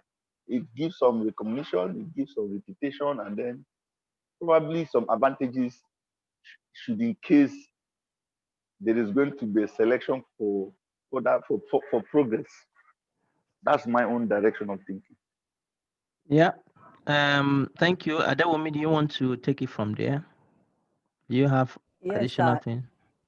Yes, in addition to what Valerie has said, I know that although I'm not a lecturer yet, but I know that there's this adage that that is encouraged in the academic environment, that is either you publish or perish. I've heard so much about that, so maybe in a way it has sunk in some part of me. Then aside from that, I know that there are some things I've applied for, and I'm asked that which papers have you published, like they want you to showcase the things you have published and all that.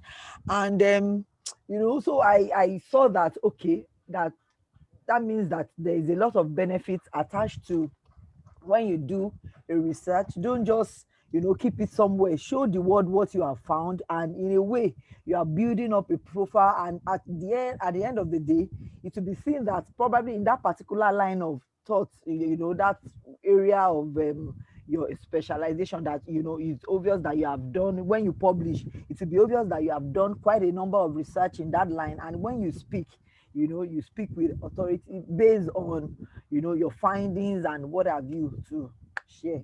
That's my answer. Yeah, thank you very much. Does anyone just I can take one does anyone have counter opinion to what Valerie and Adewumi have said? Well, hello, yeah, sorry, I'm just speaking now. I don't really have any counter opinion. I think it is the world that made it so.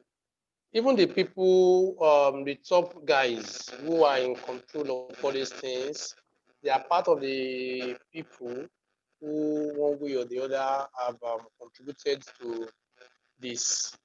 When you are making selection, and that somebody has in quotes, for example, now we're talking about falsification of results, talking about plagiarism, talking about fabrication, and you want to say, okay, you have 5 publications. This young man has 50 publications, and you that have 5 publications, peradventure, you did this thing. It is a real thing you have. For this other one, you look at results, cook it, you know how to use standard deviation, you know how to look plus or minuses, and he's blowing. When the world want to select the best, they will go for him. He's the first to publish this, the first to publish that. So with that, there will be pressure on everybody to be the first to publish one thing or the other. So that pressure is what contribute to all this. Though I personally, as a person, I don't really, subscribe to all those unnecessary pressure. Go at my pace, make sure I do my best. If it comes out, fine. If it does not come out, fine. God knows how He settles it. But not everybody has that kind of faith. Thank you very much. Yeah, thanks very much, Hi, Olayinka. Yeah, this Elizabeth, is you want to say Tabitha. something? Yeah, Tabitha? Yeah, I want to say something. Yeah. I think I have a slightly different opinion. Maybe it's a little bit similar, but also a little bit slight. I think it depends on the setting that you find yourself and how the research space works in those settings. In most developed settings, people work in teams, and so the ideas are brought together and publications are done in the name of a team. So it's not like an individual thing that everybody has to fight for something. In our setting in Africa, in some parts of Africa, it's quite different because people are seen or people are hailed based on what they do individually.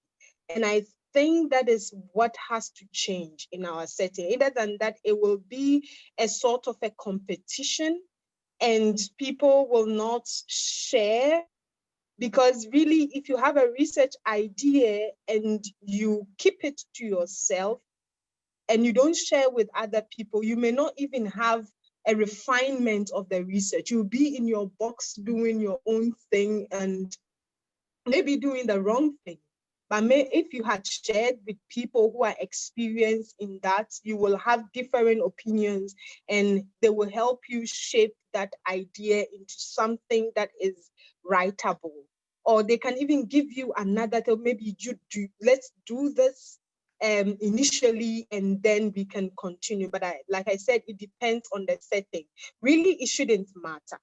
But it shouldn't matter in the context that people are working together and people are being recognized for the efforts that they put in their research. I think that is what I have to say. Thank you very much. I think that's much I can take on this session. These are good opinions you are sharing, all of you, which is good. I wouldn't want to emphasize so much what you have said, but perhaps I will keep it there and then we come back to this discussion. Valerie, you started it and Adewumi, then Olayinka followed and Tabitha now came in. The four of you, I will put it on you that perhaps on Friday, we can come back to this to see whether your opinions have changed somehow after this course. Can we make that deal? Okay, sir. Great. No problem. Okay, sir. Great. We also have a fantastic aspect of this course, and that is a debate, which I call the Great Debate. I have to check the timetable whether it's today or tomorrow, in which the groups will have to debate on a particular aspect of the academic career. We have to do that. I always do that, and it's fantastic. People debate. Before the COVID came, we used to arrange it in the class and have audience, and we'll have participants who are sitting at each other. Somebody will stand up and point, and I disagree with you, and hit the table, and they debate that. But we don't have this kind of setting. So we'll do it over the Zoom and see how much you get along. There are many things really to talk about in the career development academics. But really, that is not the key thing here I want to emphasize. And that is not the key thing Merton is really talking about. Science as a product, what is it for? Is it to make your career? Is it to be a Nobel laureate? Is it to get promotion? You know? And I agree uh, with some of the things Olayinka said. So we have really, and this discussion we're having is based on the corruption we have already established. And that is very important to note, that things always go bad with time. There is always original foundational concept plan that is made, but with time things start moving. But whatever is the case, I want you to take out of this course that once you have gone and you have worn your gadget or your garment as a scientist, you are no longer for yourself. It's like a politician. You are no longer for yourself. But politics in many places is corrupted because people want personal gain. And that is why they fight over it. And that is why they kill their opponent. And that is why they do all kinds of things to get where they want to be. But what happens if everybody sees that, goodness me, we're all going to serve the people? It may even get to the point, if we have such kind of impression in our mind, it may go to a point that opponents can actually work together because they want to serve the people. And that is the way I see the science here. We are working together to make the society a happy place. And that was why I asked you. You're doing a research on, for instance, antibiotics for, let's say, child infection. And you're studying that, somebody is studying that somewhere. And you have the ultimate goal that I want to make a change to make children better. And recently you just found out that, oh, somebody was doing the same thing you're doing in Colombia. And he has established that what you're doing is true. And you go to your table, you say, goodness me, why did he publish it before me? Is that the ultimate goal? Of course, it's good to be first. But there's something that is happening here, that beyond being first in the publication, reaching the society is what we are up to. And this person, can you go to your office? You take your phone, if you can call him by phone, write email. I've seen your publication. This is very good. We're actually working on this, and it's very good to see that you have published this. We'll see what our result comes from. Is there a way we can collaborate? This is fantastic. Well, that happens, but not really often. Our time is flying. Let me not bother you so much. Okay. Martin mentioned the first one was universalism. The second one is communality. He says evidence generation should be through active collaboration within the scientific community, open to exchange of ideas, discussion and consensus, sharing of evidence. And that is where I ended from the story I was talking about, antibiotics and the Colombia guy. that we need to engage in collaboration, active one, active collaboration. But just, Tabitha was saying something that we end up locking ourselves in our room, and you hear a knock. You're doing experiment. Once you hear a knock, you first of all set it and close that place and open the door gradually to see who is there, so that he doesn't see you, what you are doing. That is not how it should be. He's not calling for that. He wants us to know that actually we are in a community for a greater good. That is why you are there, for a greater good. And so we need to collaborate. We need to be open to exchange of ideas. After the first course, and just to mention it, if you want to be part of the things we do, the mentoring programs, you think you want to do certain things, that group, we have now worked from July. 2 papers from that group are submitted to the journals now, 2 papers, and we are working. 2 other papers will be coming later this year. So between July and now, and so what is happening there is that you have people who are coming from different countries I mentioned before: Uganda, Kenya, Mozambique, Nigeria, Ghana, Cameroon, working together to collaborate, to do things together, things that will be helpful for the society. So it should be exchange of ideas, collaboration, discussions. We meet every month at least. We meet every month at least, and we discuss, share ideas. Secrecy is antithesis of scientific research. Throw it out of the window. Throw it out. Scientific research is not motivated by commercialization. That is why in some countries, there is always a tension between the researchers, the scientists, and the industry. Industry wants to make money. Scientists want to contribute to improving society. Sometimes when they come together, they have tensions. But in some societies, the industry and the scientific community actually work very closely together. Not 100%.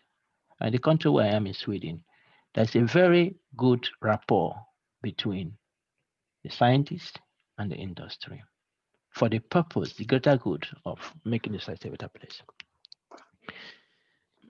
Yeah, this interestedness, that's a very big word, full your mouth. Scientific research should be devoid of personal interest. This is very close to what we discussed, but it's not the same. Meaning that it shouldn't be for monetary motivation. You shouldn't go there to gain something you use to enrich yourself. The overarching motivation should be to uncover what is true, what is real, what we can use to live our lives better, to uncover how the world works, to make our world a happy and healthy place. That is what it should be. It's not to make money. Yeah, of course, money comes from what we are doing, but don't be moved away from this, because when you moved away from this, then there's what we have seen, manipulations and so on will come in. Organized skepticism. Organized skepticism is the last one, and it's very clear. You will understand that we need to be critical as scientists, and that is why you have this issue of peer review process. We need to be very critical. Scientists should not take findings at face level. That is very important, and you will see it as we go through in this afternoon after our lunch break. We should scrutinize and be strict of the process we have used. We scrutinize it very well. The peer review process is indispensable because it gives that opportunity. But is it optimal? The peer review process, is it optimal? That's one thing that needs to be discussed. Replication is very important, but minimum reproducibility should be always required. Okay, those who have seen the nuggets for the last week, you should recognize this. I like this, and I will show it often. You will see it again, maybe when you join the frontiers, because I like it, and I know that by the end of this course, you will also like it as I do. This is UNESCO concept of what science is when looking at the relationship between science and society. This is UNESCO concept. So what is science? Science is the greatest collective endeavor, they say. Science ensures longer and healthier life. Science provides medicine to cure our diseases. Science provides water for our thirst. Science helps to grow our foods. Science provides energy for our consumption. Science makes life more fun through provision of sports, music, ICT, and etc., etc. Actually, science generates solutions for everyday life. And you know what? And that is why I said, Adewumi and Valerie, we keep thinking about what you have, your position. Because I think if all of us are scientists, focus on this. Look at, these are just basic things. As African scholars, we are challenged. We are challenged in many of these. Look at these two. Just take these two. Or in some countries like my country, Nigeria, look at this. This is a big problem. And you know what? Then you get into the science and you are crying that somebody has published this study before you. Oh no. What about this? What about this mandate here? What about the life we live? What about that? Please, you need to watch the nuggets for today. Why are you a scientist? What about these things? Because we can be carried away by many things. But eventually, when we begin to think through this, you have retired and your grandchild comes and says, oh, grandma, grandpa, but you were a scientist. But why didn't you change this? These are big questions. If we focus on some aspects that are not relevant. You know, I use the word not relevant. And why? You see, nature has a way to deal with human beings. There's always a way to reward. You see, if we focus on these things, it will be seen. It will be seen. If I'm able to go to my village to develop opportunity to have 24 hours uninterrupted electricity through the research I do, that cannot be forgotten by anyone. It cannot be forgotten by those who need it. You'll be seen.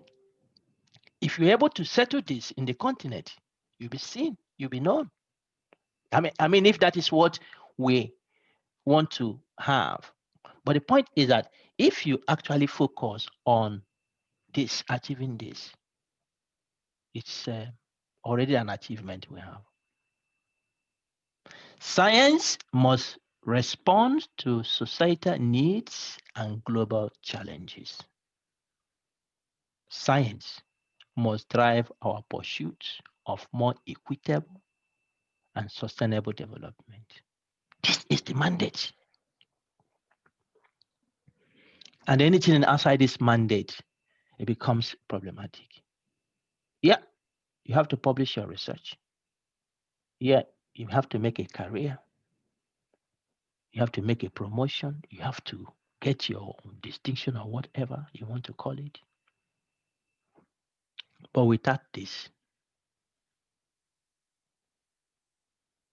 we have not achieved what we actually went out for.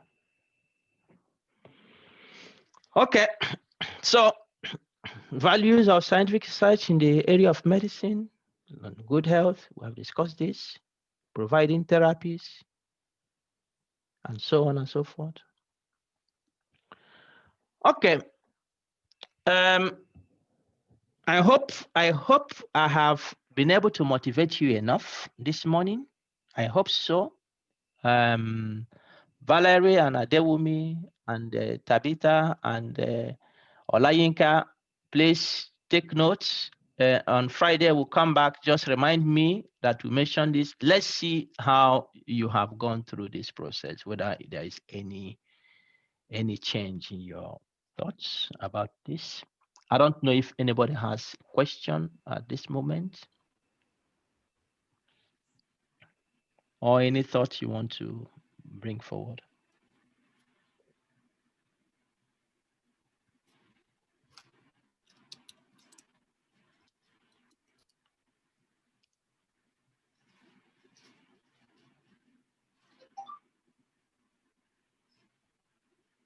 Marian, do you mean this?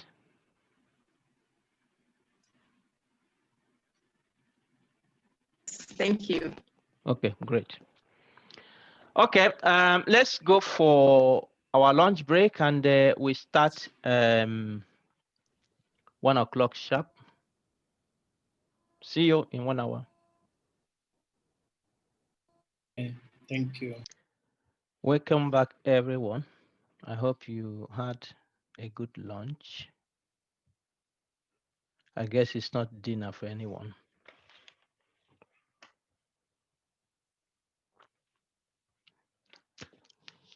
I think we need to kickstart this because I need to assign you now to your group. This is one thing we need to do. Not everybody is here, but those in the groups, those in the groups, you talk this through with your colleagues. And I guess everybody has access to the Dropbox folder.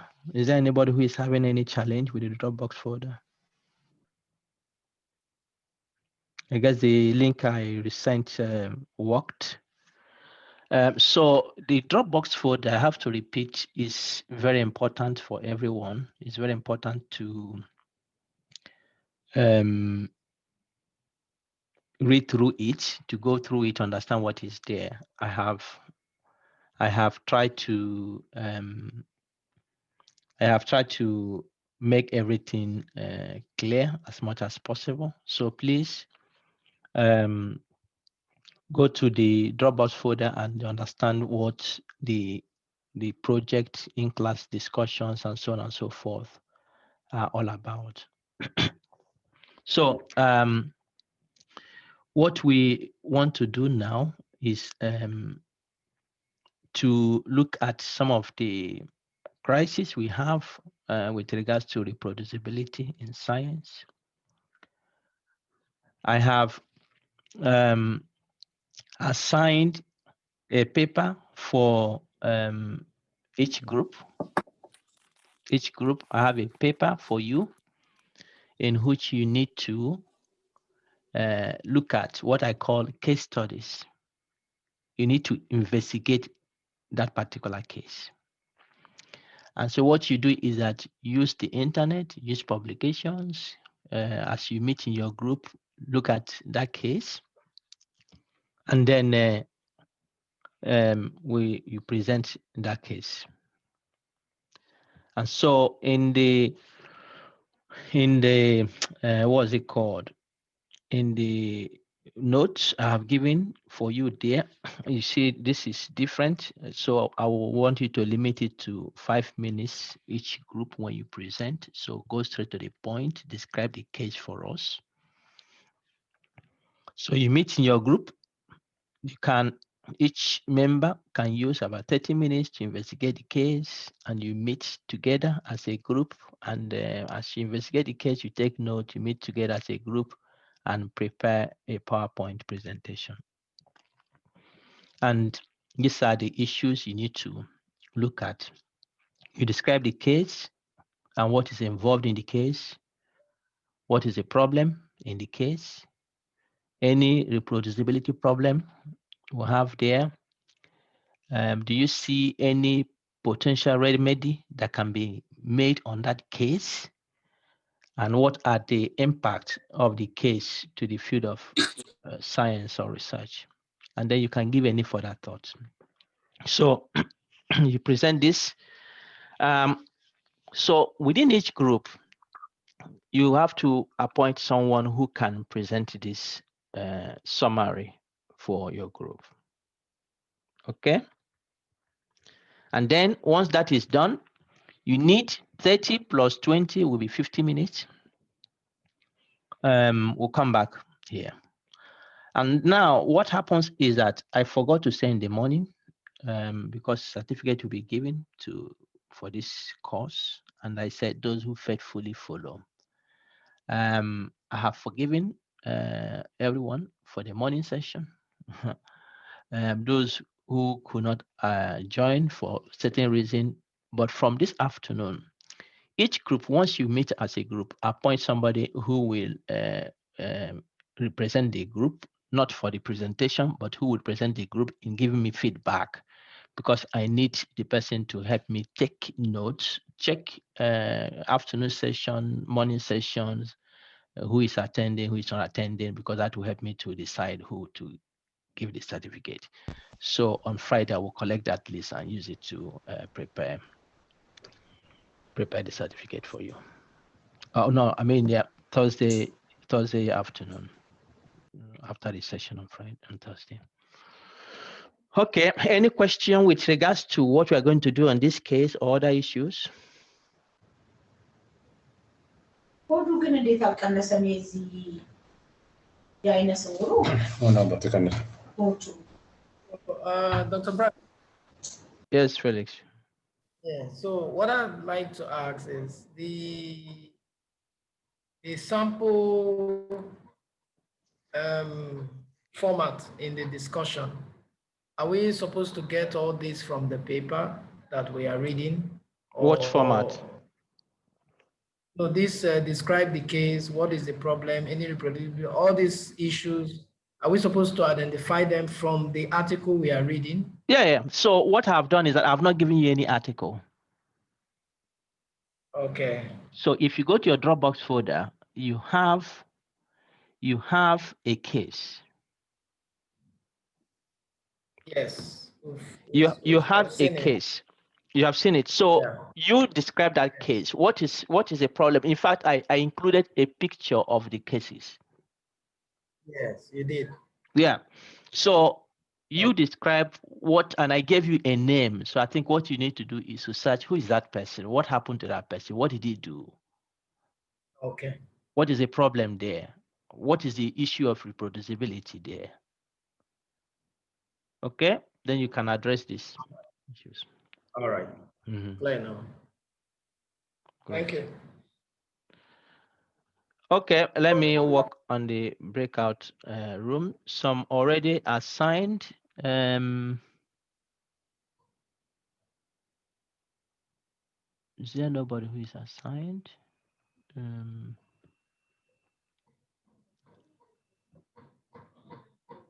Yeah, please, if I just call your name, let me know the room you belong because it's really difficult for me to. Are there with me again, please? Which room are you?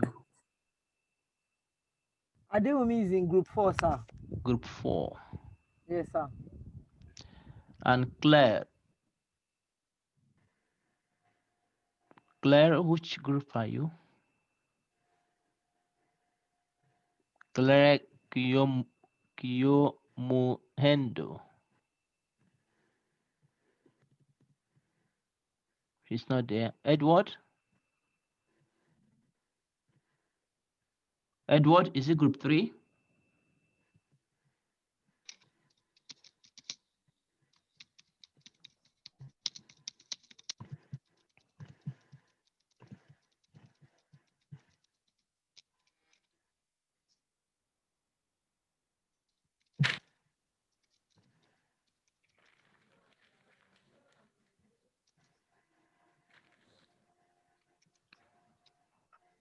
It looks like some of you are not here.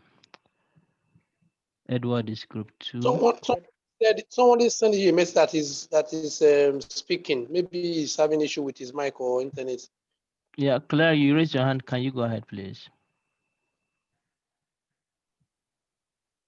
She's posted. She can't be heard. Oh, so maybe you muted. Yeah.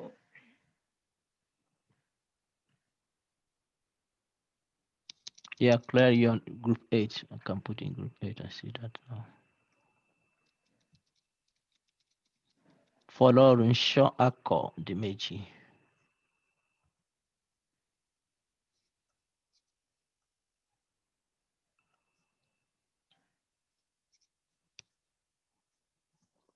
Dimeji, do you know what group you are? Yeah, group 8 too. Benga Asaolu. I'm in group 5. Group 5. Jocelyn. Jocelyn Neto. I believe I'm in group 1. Group 1? Yeah, great.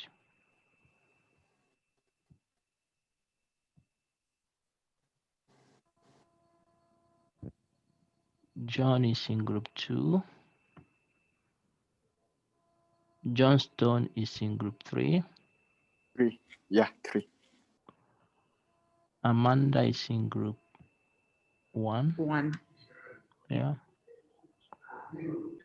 Marion is group 7.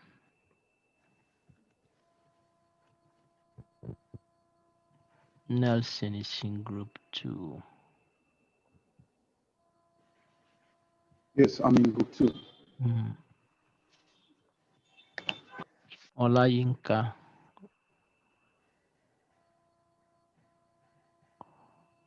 Olayinka is in group 4. Olayinka is in group 4.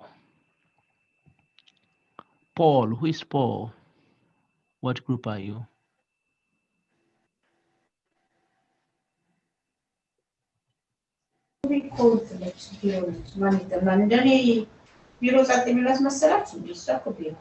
Is that Paul?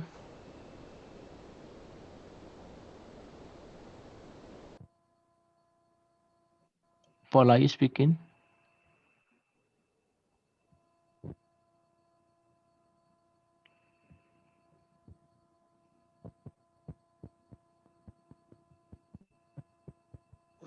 He's speaking, but it seems he's having it. Okay, he seems to be up now.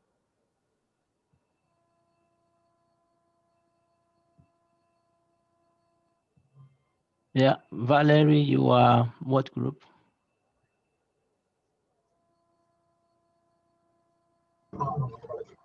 I'm in group 3. Valerie is in group 3.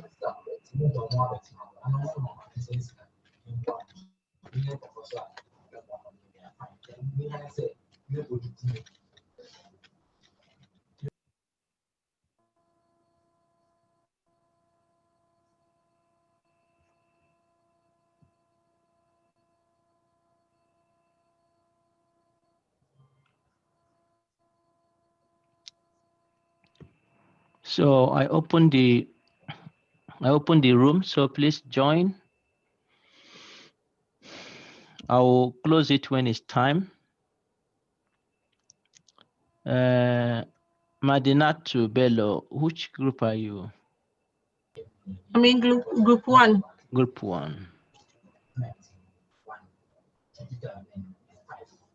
Zelalem.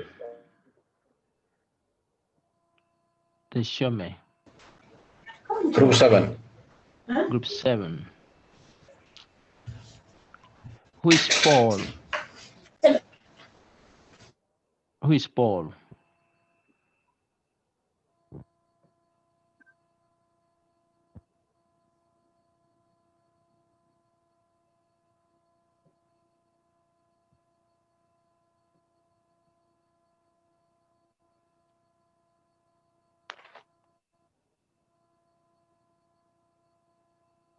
Okay, Paul is you're in group 6. You are the only one in that group now, so I hope other members will join you.